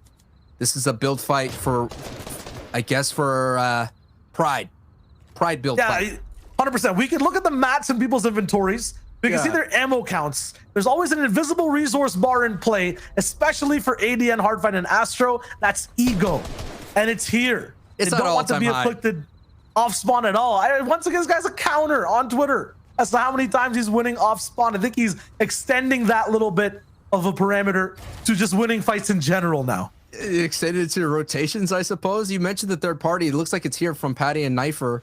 So now they're walking up. They see this monstrous structure what? being erected. And How is Patty and Knifer even here this early? These guys are a Coral Castle trio. And now they're all the way at the bottom side of the map. well, Child, they built this huge structure, dude. You could probably see, doesn't matter what render distance you have on, dude, epic and beyond. You see this huge build fight, you must think that someone's in shambles. I mean, literally ADN down to 6th build. So, hey, if you build it, they will come. And certainly the third party has come. So interesting in EU for this qualifier. Usually we see the most, like the most different thing happen is people catching up and people like Wolfies, you know, being close to the top 10. You don't see a point switch happening and then a POI switch happening to this extent. Coral Castle ending up at Slurpy Swamp. What was it? Sweaty Sands ending up at Steamy Stacks. So many different switches going on in game and on the leaderboard. It's making us basically watch a brand new tournament at this point. Whole new tournament with only 2 matches to go. Thomas HD, ringing true to his reputation, has the most FNCS sniper elims of all time in the EU region, Shio. Yeah, no matter how many times things change, some facts stay the same. No doubt. And this team was coming into first place before this match. Like, they were at the top of the board, but Airwax was able to knock them down a peg, and now they're sitting into 5th place. Just showing you how if you take a mid-game fight, how much costly it can be on the rest of the board. Granted, they definitely want to avoid that kind of slide going further into the semifinals, but now we're seeing a rise here, not a slide from Kiko's trio, who performed really well coming into 2nd place. They navigated that treacherous low ground and went back and forth across the river. And Kiko's team has put it out a 108 points performance. And this is what you're seeing. A couple of teams, Shayo, some a little bit playing out of their box, some just sticking to boxes, and their consistency has worked out for them, considering that they're on top of the entire leaderboard today with an average elims of 6 and an average placement of 10. Oh, the box looks good. Why edit it? You know what I'm saying? Ooh, I like that. Wow, dude, put that on a poster, dude. Put that on a poster with the, one of those Fortnite back bling cats hanging off from a tree.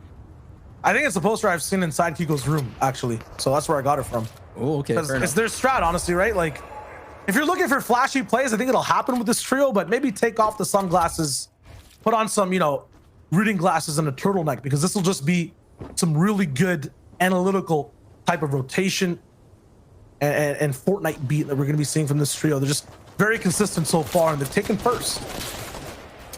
I was going to say, we've seen them have the prowess to fight really well off spawn, so they could do it all. Off spawn fighting and metered fighting throughout the way, but a team that has not been on the meter, they've been kind of on a tear throughout this entire time, Shayo, and they're looking like they could get some more elims here. 8 average, except for that previous match, but now they're out here trying to collect another trio and add them to their leaderboard placement. And I can't call these guys a trio, honestly. I can't today. Because every game Sancho, we've seen it. It's been one of these guys going down. It's been a duo game or a solo game over and over again. And I'm not trying to harp on it. That's really impressive. To be at first in 1 point. To be in the top 5 right now still. Off of solo and duo performances. While every other team we're seeing winning, be off of a heal off or something. That is absolutely insane. This trio has been in that kind of situation before. I believe in last season, it was Flick that would always go down first.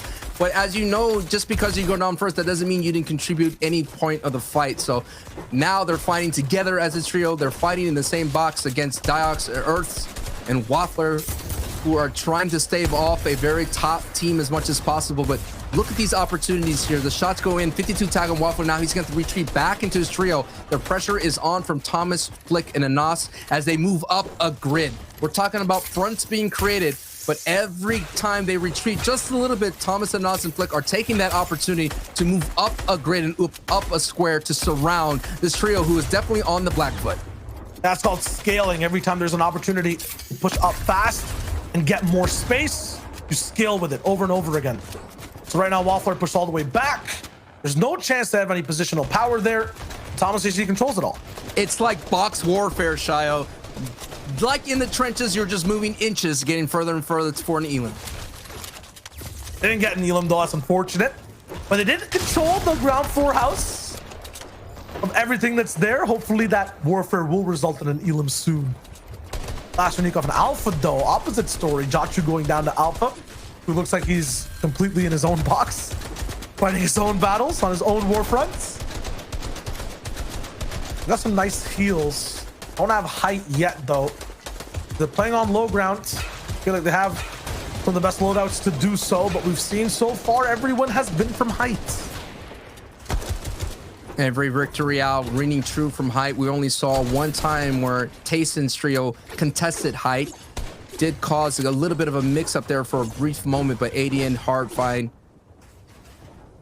and the other trio mate were able to hold on true and get the victory out despite being contested. A little calm here in Weeping Woods, a little serene. Still a lot of people gesturing, just moving inches to inches.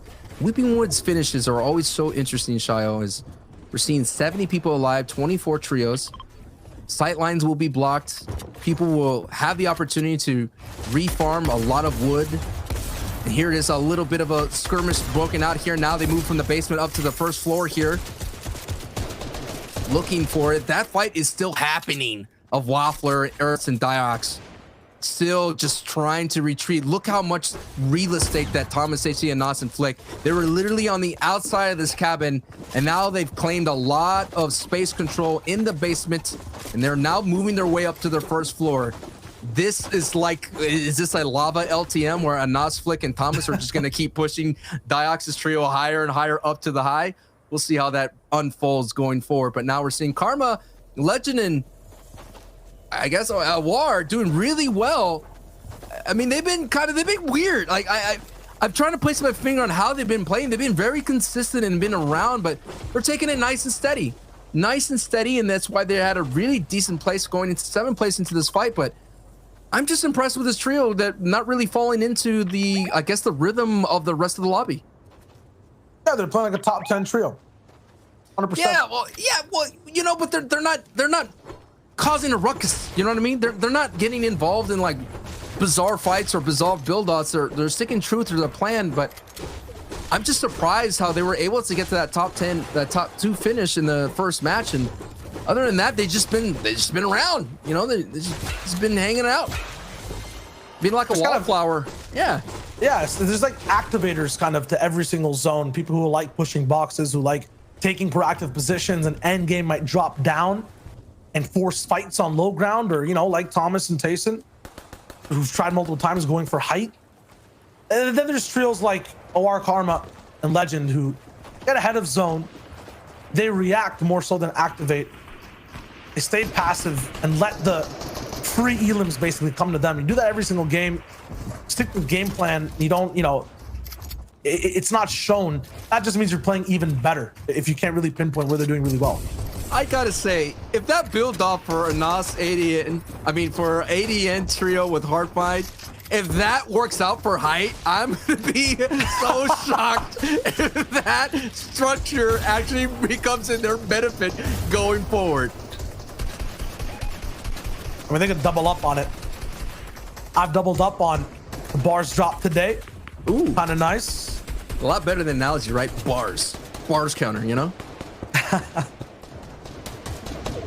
Cole's been a huge thing, man. And the bars this season. Yeah, exactly. RPG here almost every single game too. And one thing I also wanted to talk about with Victory Royales, now that we're getting closer towards the end game, we can see 2 different types of VRs in just a few moments. We can see some where it's a team like ADN, Hardfight, and Astro, or Kiko, Thunder, and Mosh, that just extends the lead and steals points away from everyone else and makes top 10 that much more solidified. One of these top 5 teams wins. Or it could be like a win we just saw from Code, Manu, and Mateos. A comeback victory royale that shakes up the top 10, that makes the top 50 even more volatile. Either way, it'll make game 6 that much more different. So this game's VR, the team, depending on who is going to win, is going to make such a difference. Regardless of if they need that win, if they need serious points, whatever it is, the win will matter so much right here, right now. It looks like Earths gets knocked by Savage, so that lava pushes them closer and closer, pushes them in the hands of Savage, Lechi, and Wolfies. But now we're seeing all the shots ring out because the sound of Storm Surge is true. So far, 14 players have to go down. So that's why the aggression holds out. So everyone who's being chill, moving inches, is now moving feet in, or I would say meters forward. And those huge steps are going to cause a lot of shock waves throughout the time. Now you're seeing a Nas here taking some huge damage, and down goes Flick as well, as in fact Keandro and Jeff were able to knock 2 down. But Wolfies and Lechi is still up. Thomas HC is now by himself, and Kiko, Mashi, and Slender are sitting in the mid-ground of this little skirmish for the brief moment here. But those rings of shots of so much people went down. It was 10 plus needed to go down, and now 4 only have to go down. And I just want to know what's going through the heads of all these players seeing this man-made mountain on the right side that was created, and who's going to take advantage of that high ground. Well, now we're seeing a nice dead side rotation here from Kiko's, Mashi, and Slender. Very textbook, and actually taking out Lechi. Was that a full as well? That was a full Elam. Looks like, yeah. Yeah. Wolfie, Savin, and Lechi, who were trying to do the same kind of rotation, not white line it. No, actually, Wolfies and Savin is alive. Okay, so okay. Lechi was left. Nice. Lechi was left. Was a straggler. There's always a straggler sometimes in rotations, but now Kiko now is going to be not even left behind. Gets thrown right into the box to get looted. And let's take a look at it. That is not a mountain, folks. That's why it's being so built up. That was actually a build-off that's now into play, as we're seeing the duo of Taste and Savage still up together.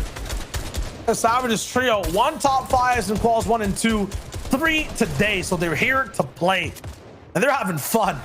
Whether it's off spawn, whether it's all the way up in these end games, they're trying to retake height, something you don't usually see up in EU or just in any games in general across the world in so many regions. It's always 7th zone trio solidifying their hold on the server. This time though, SD, Vato, Airwalks, they're here to play. We just saw Savages trio up in mid ground looking at what they want to do. ADN, Astro, and Hardfine right below Rabbit, Yaxo, and Browner. They're getting ready too for this next zone to lock in. Past that though, on low, Blaster, Alpha, and Nikov. Getting couches maybe. A new fireplace for the home we're usually watching them in. It's always low ground, and it's always consistent with those guys. Now we're seeing on the, not exactly the front of the zone, still of a very decent pool that AD and Hardfine Astro have to navigate. They're choosing to go late as much as possible. And Kiko also got picked up while we switched off his perspective. So that first place team, I was about to say, might be good for ADN overall, but it's going to be the same type of stakes as they drop down into a box and take out Patty and a whole trio in just 2 seconds. There's basically the brunt strength, or brute strength is just causing so much hits. It does cost them Astro though. So now the duo of ADN and Hardfine, the newfound trio, is now gonna have to work as a duo. Whoa. Can their chemistry of the duo kind of survive this? And Kiko's still up and still going. And ADN's going faster than anyone else. They're switching and swapping through 7 different layers, moving upwards to make sure he doesn't get caught up in this low ground that is drastically changing inside Slippery Swamp. Moving towards a mountain as well, so High Ground will have a chance to bully out anyone who's trying to go for deep breaths and make sure they can survive. You can see the effect of pressure on the bottom right of your screen. Pico, Slender already down. These guys barely having any shield to work with. A bouncer, no materials. No, actually, he could not connect all the way up there in the sky. Still has a few materials, Pico, but everyone now is bouncing. You can see on the left side of your screen. Browner's gonna be one of the last ones to make that switch in rotation. Yaxwell still sticks on the height, but there's so much going down in this end game. Not only that, Storm Surge tags are coming in through. 4 players have to go down, and you can see the beams coming from the sky, causing so much havoc down below. Wolfies is still alive. Wolfies is still up. And Tayson just took out Alpha down below. Stasio, though, gets a reply onto him, and Savage's Hardfine finds him with an elimination in the storm. Hardfine going solo on a decent layer here. No one inside on this layer. He does have some occupants up above. He has to be careful considering now he's out of match completely. Now he's going to be desperate looking for a refresh. And ADN will have to see what he can do with 3 more elims so far. That's 7, no, 8 for the trio in total. Another solo clutch to play. Now the clutch is on the line here. 8 elims total for the trio. He does have 3 floppers. He's going to try to eat a little bit, looking for an opportunity. He's going to have to utilize some bouncers. He did see Sorilla here. This could be a huge opportunity to go in and get not only that, an elim, but a massive refresh. But as you see, the Storm is going to go back up this mountain, and it could be a matter of moments before ADN goes down. The question is, as Airwax does go down in the feed, so can that trio stay out? ADN does go down. The lack of builds was too much to bear. But looking at the new high contenders, he is EMX, Gray, and Shakos, who now waited patiently and had the perfect precision throughout the entire day, not only in mini engagements, but now they have High Shio. And now we go down to another solo performance of Nikov, who is doing really well as a trio, considering that they have 9 elims in this match so far. How will the solo clutch go with no builds and height looking down for big shots? Nikov can't survive and goes down to the zone. MXR with a huge 3-piece on Browner and Alpha as well. Artor taken out, and from the shadows and depths of the leaderboard and low ground, they climb high all the way to height and just eliminate everyone in the lobby.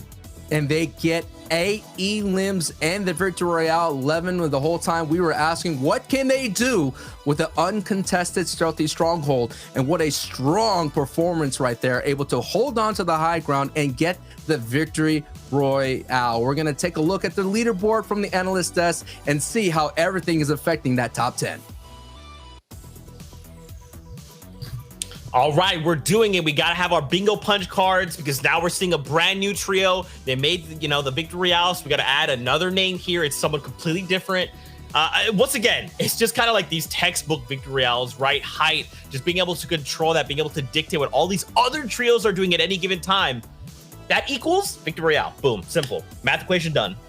Yeah, it's true. And what we'd seen earlier on was the fact that, they didn't have height all the way through moving like games 1, 2, and 3. We've seen Browner's team up there on high ground 2 games in a row, and they actually had the rocket launcher as well. So this is 2 games in a row that Browner's team have had that kind of perfect positioning in that kind of starting of the end game, that 6th, 7th zone, but unfortunately lost it and didn't manage to clutch the victory royale.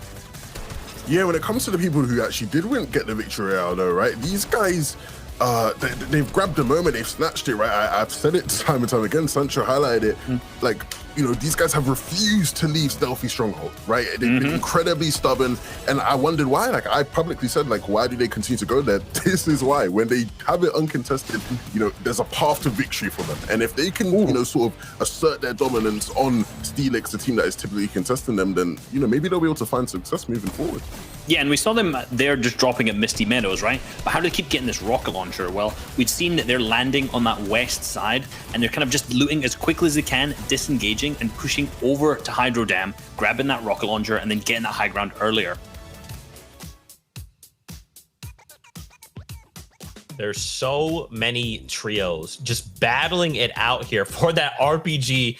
Now we got to take a look at our standings. In the top spot, we got 88 Hardfine and Astro, 125 points. Right behind them, the Blaster, Nikov, and Alpha. Imagine there if Alpha and his trio had pulled on just a little bit longer, they might have overtaken that #1 spot. Yeah, close. But like 88 Hardfine and Astro, like you could see, remember earlier on in that game, we saw an interesting build fight that they had, cranking up to almost max sky limit in the middle of the game after winning their off-spawn fight. Interesting strategy, but if we notice, they'd obviously run out of mats early into the moving game, so let's kind of see how that develops, right? We know these guys are an aggressive team. They had 3 games yesterday in that round 3, over 20 eliminations, and they're kind of carrying that forward today, but maybe getting a little bit too aggressive in that early game fight and carrying them out to that kind of running out of materials early and not being able to pick up that kind of top 5 situation.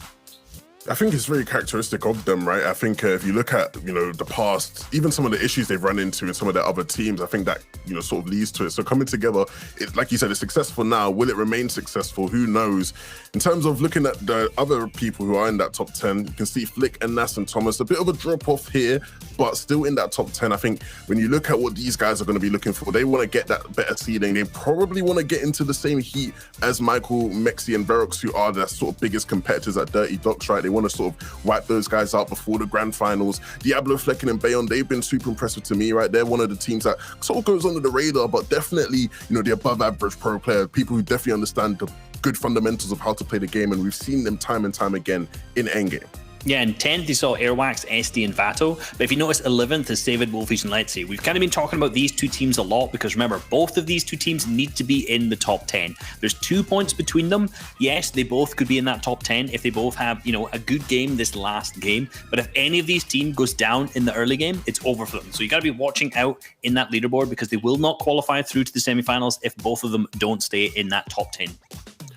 It's interesting with Savid's team, right? With Savid, Lecce, and Wolfies, I've sort of as a joke referred to them as sort of the problem child of the EU at times, right? These are people who, they found themselves in position where they've had to face adversity in the past. They've had their struggles with teammates, and all of them coming together now. This is a huge challenge. They don't have much time left. There is just about 1 game left.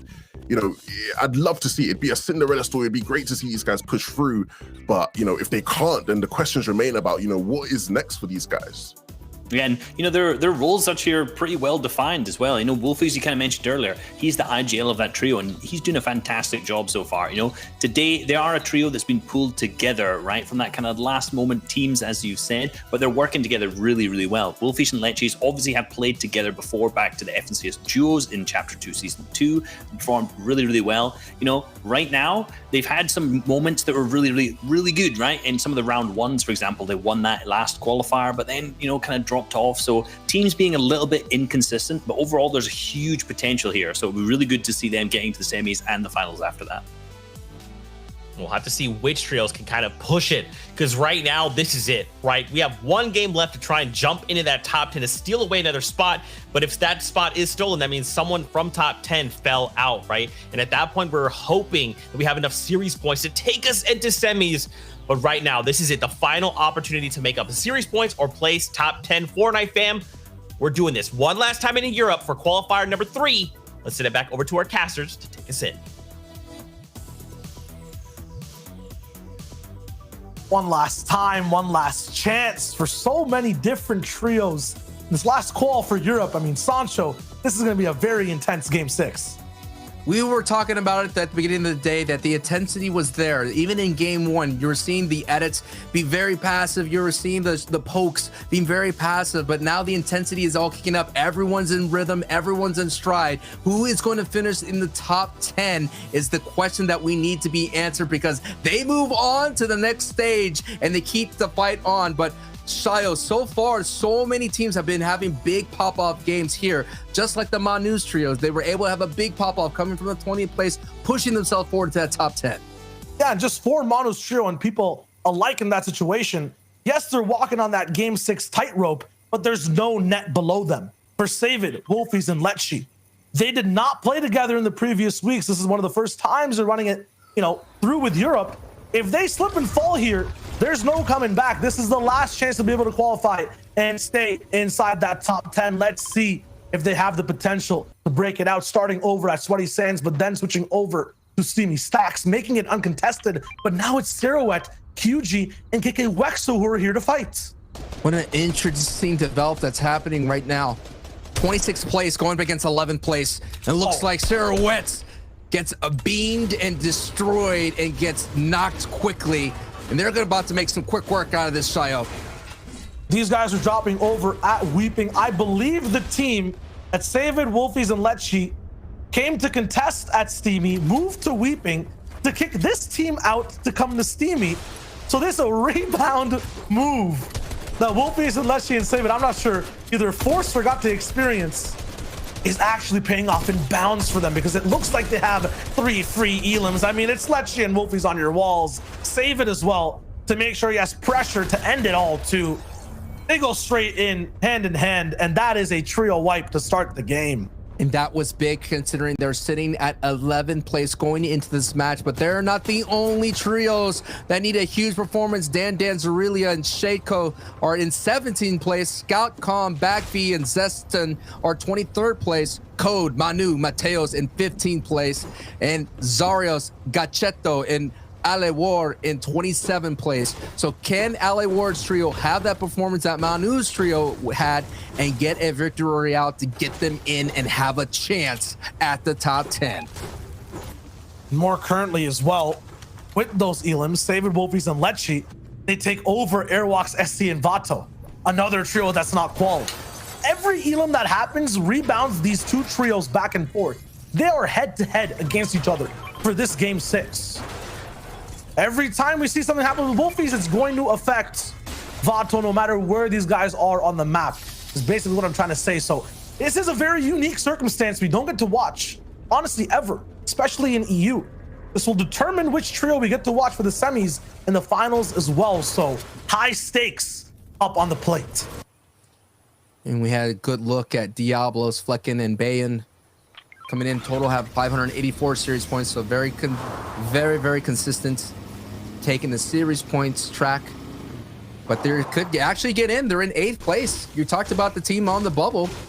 Airwax and Etsy and Vato are in 10th. That Diablo team landing at Colossal Coliseum, who, hey, I have to mention as well, a lot of zones have come down to Colossal Coliseum, or let's migrate their way through that. So no doubt that's definitely led to their success here today. And we're taking a look at another first time on the broadcast, but no strangers to the EU scene, is Advise, Kubix, and Altor, who are currently sitting in 12th place, who've already had a great ride so far in this FNCS, but they're going to have some issues going forward, knowing that they are doing a very popular split. And hey, we got the first taste of the Xenomorph outfit. Yeah, I never want to see the axe. That thing is humongous. Oh yes, the power clap axe is Oh my goodness, yes, the Aliens pickaxe is by far the biggest thing, but the biggest task still is in the front of this trio right now. Yes, they would like to get in. They're just looking at their previous history. They came in 13th place in the FNCS qualifier 1, so it just shows you how close they have been. They have been in this position before in the first week in the qualifiers, this Polish trio. Taking a look around, we're definitely going to keep an eye on the Elim feed, but don't forget the teams that we mentioned. You definitely have to keep an eye out for. There's no doubt Kubix, his other kind of teammate of Cammy, has the eyes on this match to see what they do with his split. So many adjustments will have to be made once we hit those semis. Everyone's qualified from the same Oh no, spot. Manu gets knocked. No way. Yeah, Manu's He gets knocked finished. and converted. Yeah, Mateos finished. has the trade though. So it's a 2v2 right now for a trio that once again needs to qual here today and are not in the top 10 threshold. They've had to win, Sancho. They've won a game and still are not in the top 10. You can see how hard every single team is trying, how much it matters. But for some teams not hitting it is going to be absolutely catastrophic. Stasio as well. They had to win. An RPG reigning true. Making sure they can practice off of holding down Hydro 16. But what's the likelihood that, you know, this team gets to control that spot going in to those semifinals? I mean, that's definitely you have to keep an eye out going forward. I mean, already you see them down into the Flush Factory. There's always been adjustments, and when the bigger names start putting their social media posts saying we're landing here, this is going to make you think, second guess yourself. Question is, who's going to step up to the plate? Who's going to hit the long-standing big names in the mouth? I'll let them know that they're there to take the throne. Because we're already seeing some of the small names do that here throughout the entire qualifying stage. And time will tell, Shiloh. Time will tell. And look at that team trying to take the throne. These guys aren't even in the throne room or even the castle just yet. When it comes to SD Vato and Airwalks, their chances right now, they are in 11th place, somewhere close to 12th. Because of Wolfies getting those 3 Elims off spawn, will make them catch up and be 2 points ahead of Airwalks, SD, and Vato. So they need 1 Elim basically to balance it out for the moment. It's just, you're just seeing that they don't want to have any engagements. So going forward is they're going to need to find valuable storm ties. They do mark someone out in the distance here, Shiloh. We've seen them trip up because of this passive play. 100%, you know, they're in good spots to take Surge. Some games are actually below Surge. Meanwhile, we'll see Wolfies save it and Lecce. I mean, you know how they play. They're going straight to boxes. They're ending fights. They're playing risky no matter the stakes. So if these guys continue to be a little bit too passive, it might not work out well. I mean, they do have championship pedigree, like we mentioned before. They coming into a top 3 finish in the FNCS squads with Sky and Vato and Nikov alongside with Airwax. So they do have that experience, but sometimes experience can only get you so far, Shiloh. Sometimes patterns show up in EU as well. And for that trio specifically, Airwalks, SD, and Vato, they have a really good placement, followed by a few bad placements, and then a really good one pop up again. So to have good placement after good placement 2 games in a row hasn't happened yet for these guys today. Have they peaked is the question. They'll have to break a pattern and stop this big trio in their tracks if they want to qualify. Yeah, and Etsy is part of that trio that is kind of new, as Vato and Airwax has been together for a long time, and Airwax hasn't been in the semifinals. He made it to the heats, so yeah, he's got to that stage before, but it's been a long time since we've seen him in the finals alongside with Vato. But Wolfie, Lecce, and Savid are doing the best to keep up their big time, and I don't know where Savid is. Is this just going to be Lecce and Wolfies? Is this going to be on the shoulders of this? No, he has to be around somewhere. He has to be around somewhere. David was in Steamy Stacks. True. Unless something This could be him happened pulling here up in the whip. Oh no, that's a completely different story. Oh, whoa, Stay my very quiet, goodness. Sancho. Don't It's move. fine. Don't We're breathe. chilling. Don't even emote at this situation. What? Talk about a dangerous trio to literally drive by your bush. And look, Savid is gone. He's out. 1 Elim, and now it's going to be up to that historic duos to make sure they're able to carry the load in that huge task of being in the top 10. and already there's still other trios that are on the right behind them. It's not going to look good. Chances are low, but if it's up to Lecce and Wolfies, they definitely can have a say, and they may have the loudest voice in the room to make sure they qualify.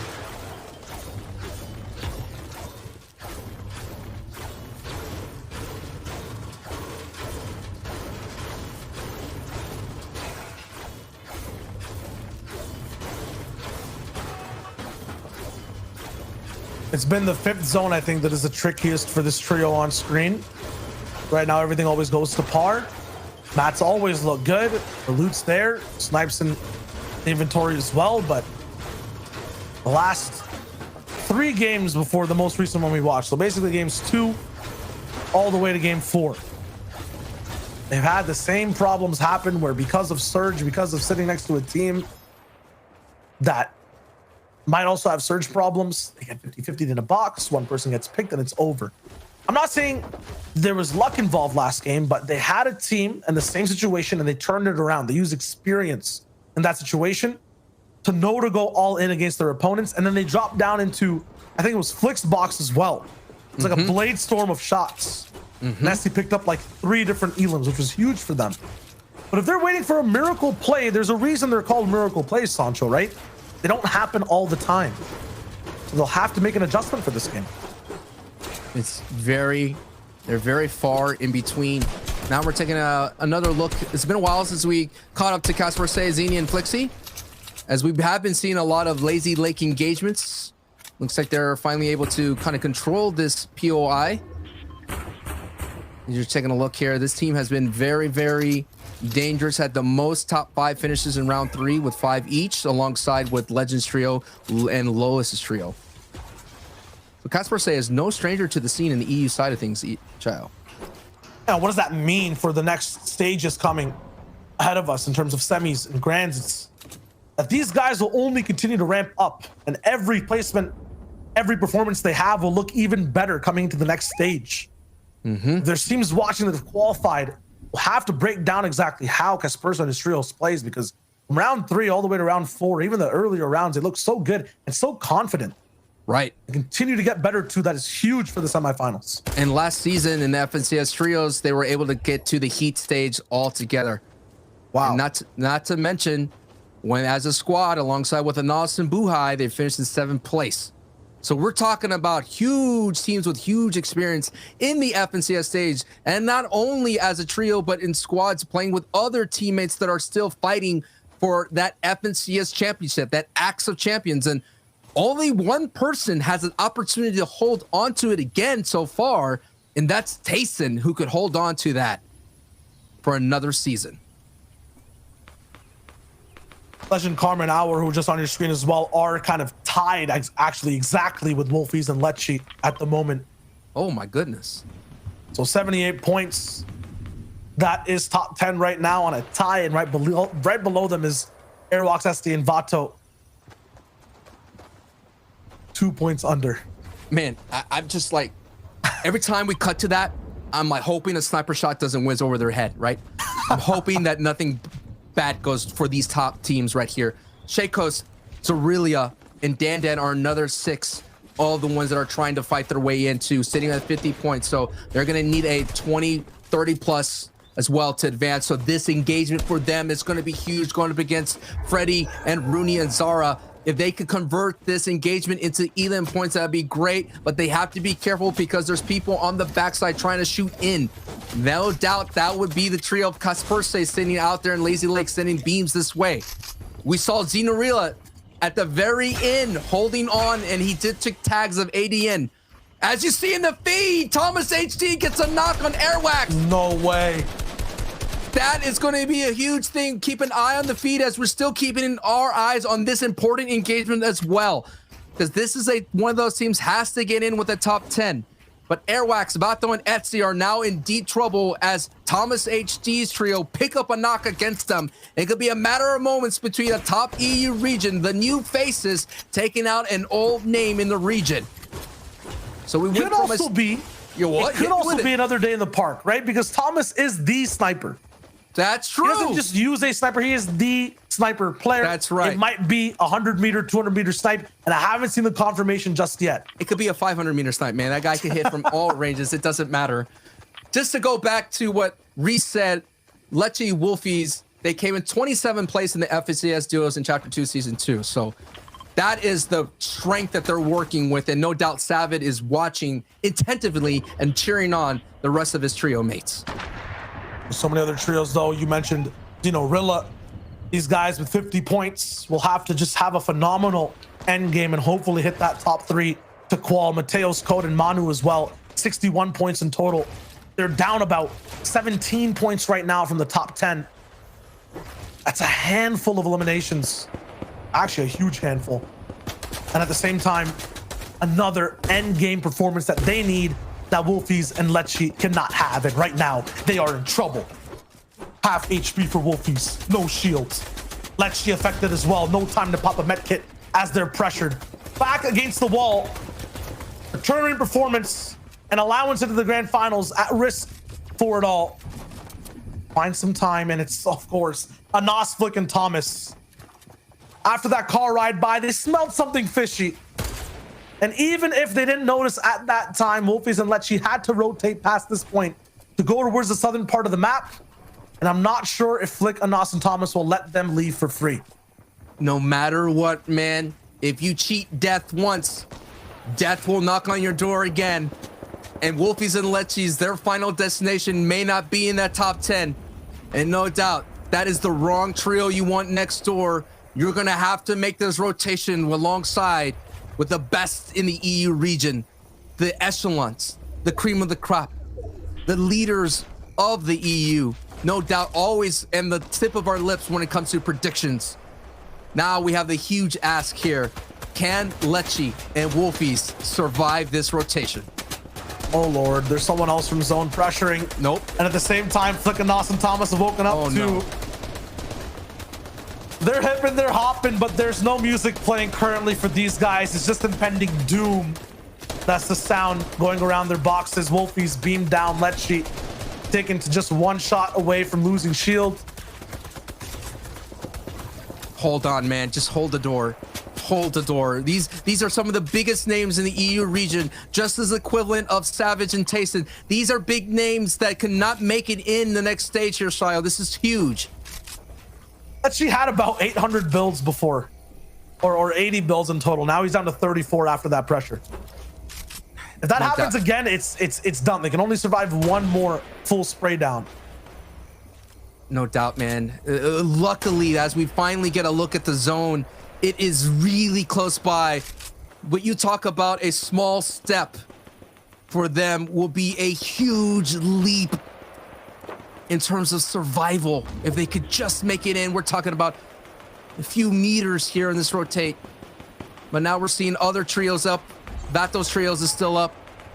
They're on the brink of it. Look at Manu down in the center being focused. That trio needs to survive as well. Or Arthur advising Kubix.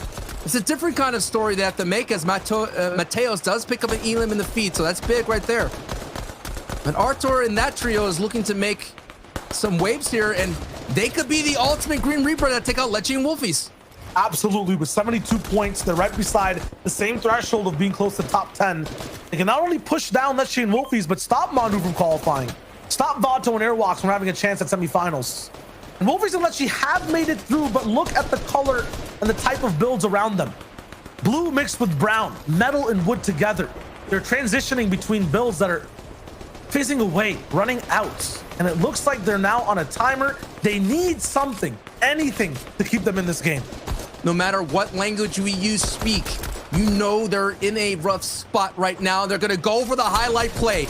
Out goes the gas can. If they could get a couple of tags, maybe they have an opportunity to retreat back into their safe haven. Down to one above, now below the damage threshold. And here they come as Wolfies gets eliminated. He gets taken out. Can Lecce hold on? No! He is eliminated and sent out of this game.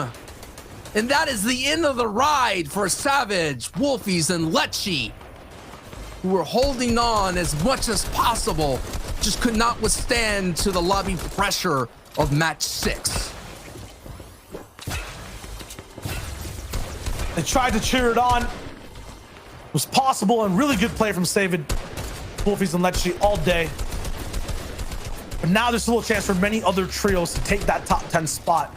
Storm Surge still raining down onto Artur, advising Cubics. Guys going down, not dealing enough damage. I understand why they were trying to pressure Wolfies that whole time.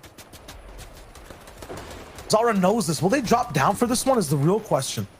And also the question is, where is Mano's trio? Are they still on their feet? Right Where there. is Shaco's trios? Okay, they're right there. Where are they still on their feet? So many other ones, Scout as well, as alongside all the way down. Ooh. Whew.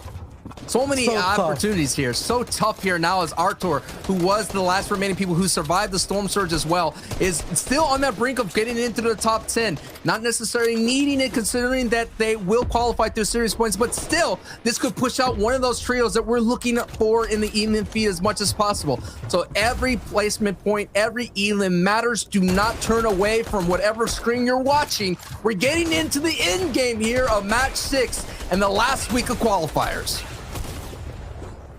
Artur has to run this as a solo. Dan goes down to Blackie.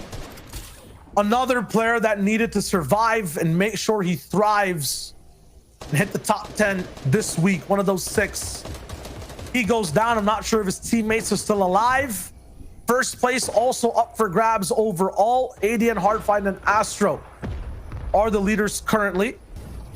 And they look to try to keep that lead, but there's so many people who are throwing everything, any chance they have to stay in the competition. Xenorilla is gonna have to find the King Kong inside of him to be able to kind of climb the top of the leaderboard. Has the biggest ask to be able to get up there.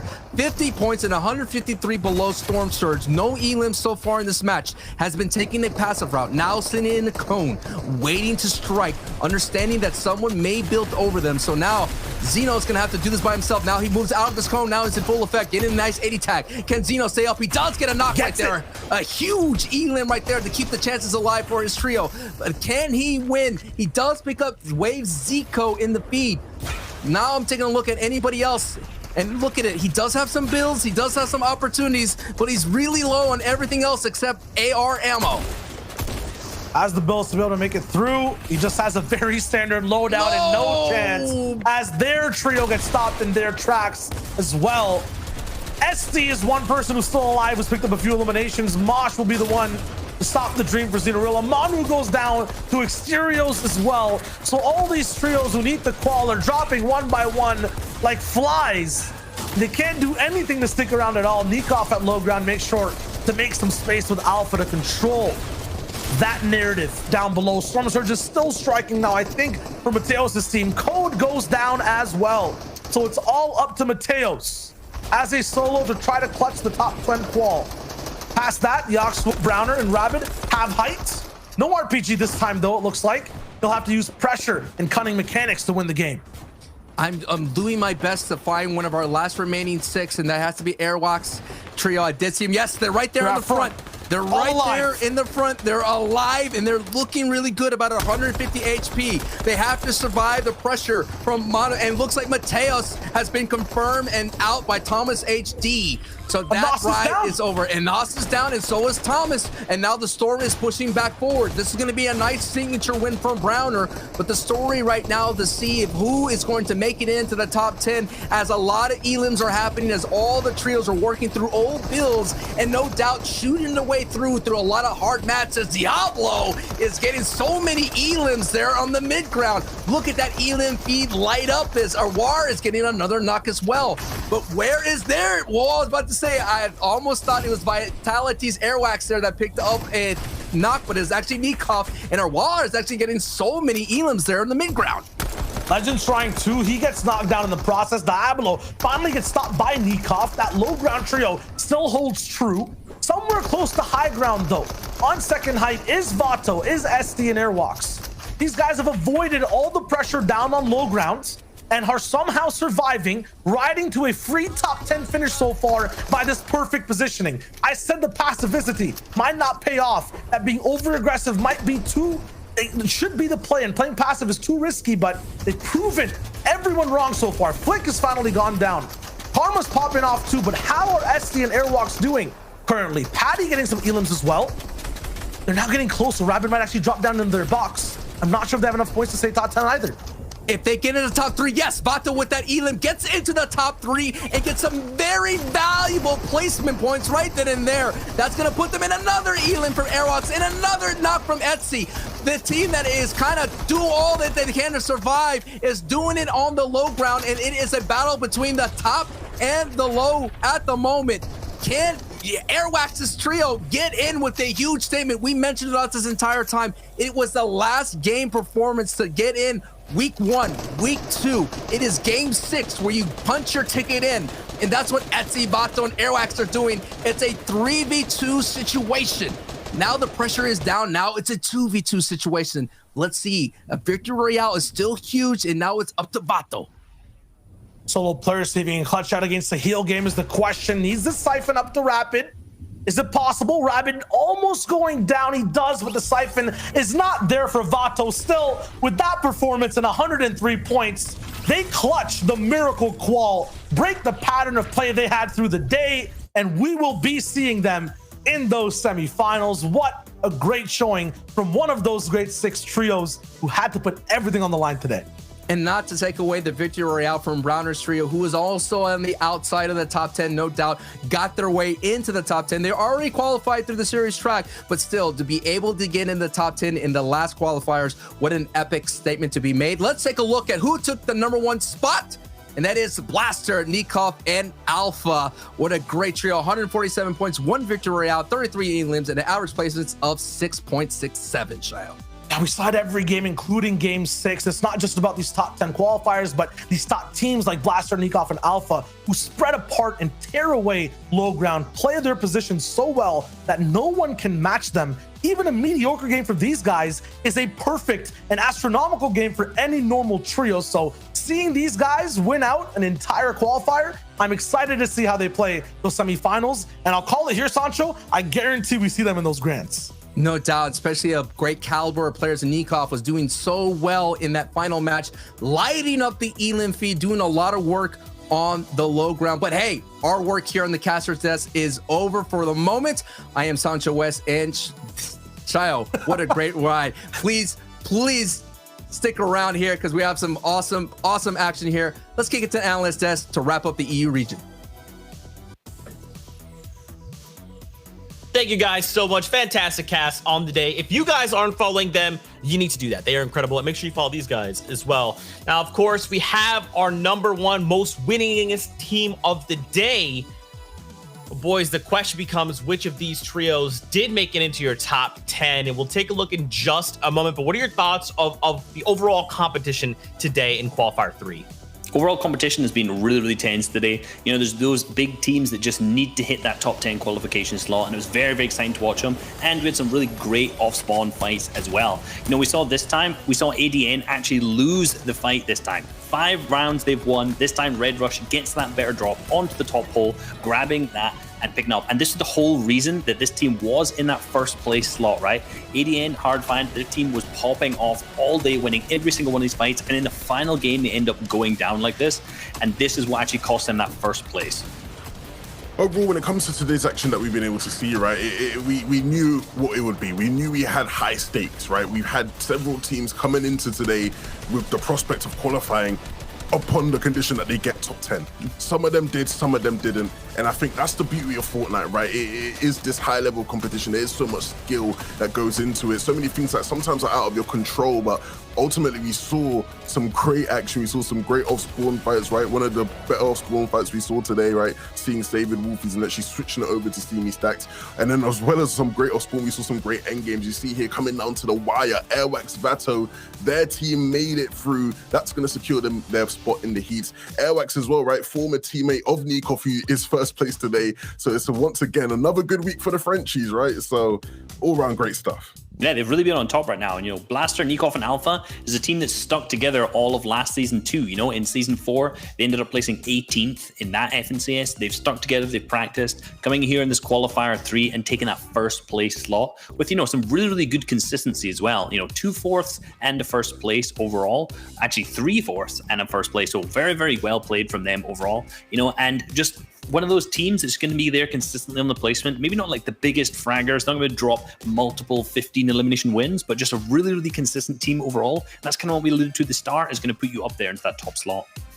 Yeah, as you can see here on that next page, we've highlighted them a couple of times. They even picked up a victory Royale. Shaco, Screenio, and EMX6R, they find themselves in that top 10. Flick and Nas, Thomas, iDrop, Tayson, and Mr. Savage, our picks going back-to-back here in 7th and 8th. You know, both of them being the first time they can get the top 10. We've seen them in multiple weeks, but finally being able to get top 10. As we move on to the next page, are the people who barely missed out, Reese. Yeah, and you know, the one name we've kind of harped on, Savid, Wolfies, Lecce, unfortunately not making that top 10. It's a real shame. We saw them get real focused towards that end game, you know, sitting next to a team like Flickanas, Thomas HD, getting sprayed, all those materials gone. You know, they, after having a rough start, they made the really, really good call of switching up to Steamy Stacks, and they played that early game so well at winning every single one of those out of the 4.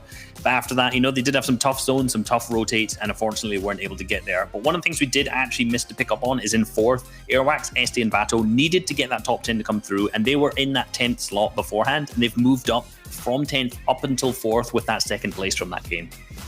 Yeah, and for the teams who barely made it, for the teams who barely missed out, the ones who actually needed to get top 10 in order to qualify, right, it can be heartbreaking, especially for the likes of Savid, Lecce, and Wolfies, right? These guys, all of them having fought through so much adversity in recent months, right? Even over the course of the past year, right? You know, Wolfies having injury issues, Lecce having problems with his old trio, Savid having, you know, problems with his old trios, and these guys, credit to them, right? They fought through, you know, regardless of what, you know, their final result is, these guys tried their hardest and, you know, somewhat deserving, right, of being even there. They are definitely the caliber of player you'd expect to see in the semis, and be ashamed to not see them there. But ultimately, they're going to have to get back on the battle bus and wait for the next FNCS.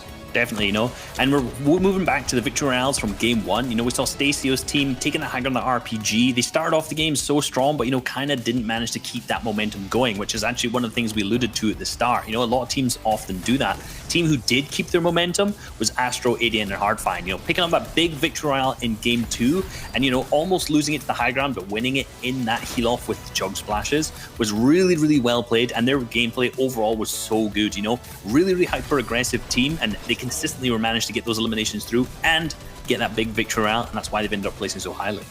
Yeah, the thing is for them, Reese, is that this is going to be a huge confidence boost, right? These guys prior to this weren't actually landing Slurpee when it's clear from watching today that they should be, right? They are so strong there off spawn. You know, it's rare that you see, you know, top teams sort of going back and forth and one team just gets absolutely destroyed. But we saw that today. ADN, Astro, and Hardfine dominated, right? And I do want to see them go into the heats, regardless of who it is in their heat, at land Slurpee and trying to alpha that spot, because I genuinely believe that if they do stay at Slurpee, they could be one of the teams we see in that grand finals. Yeah, and you know, they're so strong off that spot, like we said, winning 5 out of 6, which is an incredibly consistent way to do that, right? And why would you'd have to think any other team who's thinking about contesting them in the semis or finals, you know, you'd have second thoughts, definitely. But obviously we also watched the second victory, or the third victory there from Blaster, Nikov, and Alpha as well, who ended up taking the whole win of the day, and the one from Manus, Mateos, and Code. Our Spanish team, I bet the Spanish fans are probably, you know, a little bit upset that they didn't manage to get through, but overall they played the day really, really well, but unfortunately just weren't able to clutch out that top 10. Yeah, man, Viva España and whatnot, but the Spaniards weren't able to make it through today. You know, solid performances, right? We said it earlier, you can pick up a victory royale, but it doesn't guarantee you'll make it into the top 10, and so they're gonna have to get back to the drawing board and figure things out for the next FNCS once again, because this was our final qualifier. Yeah, and you know, that last game we saw Browner on high ground, that was actually 3 games in a row that they took height earlier on, and this is the game where they didn't have the rocket launcher, and it was one of the only games that they actually won from that. So very interesting that, you know, in a little bit less than ideal circumstances, this is where they win it rather than having that rocket launcher. And one of the real stats that people want to know and surely care about if they're keeping up with this day is the fact that the Shio analogy counter ended on 27. So that's what we're all here for. It's I know. just the Shio analogy counter. That's why I'm here, really. No other reason. But hey, guys, it has been a fantastic day. That wraps up qualifier round number 3. Gentlemen, before we say goodbye, any final thoughts to prepare for next week's semifinals? I'm excited. You know, semifinals are always a very, very exciting time. Moving on to the finals after that as well. You know, the qualifiers, that's the first 3 weeks done. It's that intro step. It's the first bit done and dusted. Some of the teams will be happy. Some teams will be unhappy. The heats, that semifinal stage is going to be big for a lot of people. You know, it's a tough act. Top 8 in these teams is going to be tough in your heat. So it's a big ask, and I'm swear these teams are going to have to play at their best, and I cannot wait to watch those games. Yeah, I think Reese put that really well. Look, it's been a great 3 weeks of qualifiers. A lot of these teams, a lot of these players have fought their best, fought their hardest, but it's time to say goodbye to the teams who couldn't make it. It's time to wave goodbye, you know, adios, as they say. As we move on to the next round, it's going to be about who can step up, who can take that extra further step to guarantee your spot in the finals where there is money on the line. That's right. Fortnite fam, we love you guys so much. Thanks for hanging out with us. And make sure, if you want to see how this starts to wrap up, be here next week for semifinals. And the following week, we're jumping over to finals. So stick around, come back. We'll be here, same place, next weekend. And don't forget, if you want more Fortnite, we're jumping over to NA East after a break. So if we don't see you, then till next time, we'll see you guys on the Battle Bus. Beep, beep.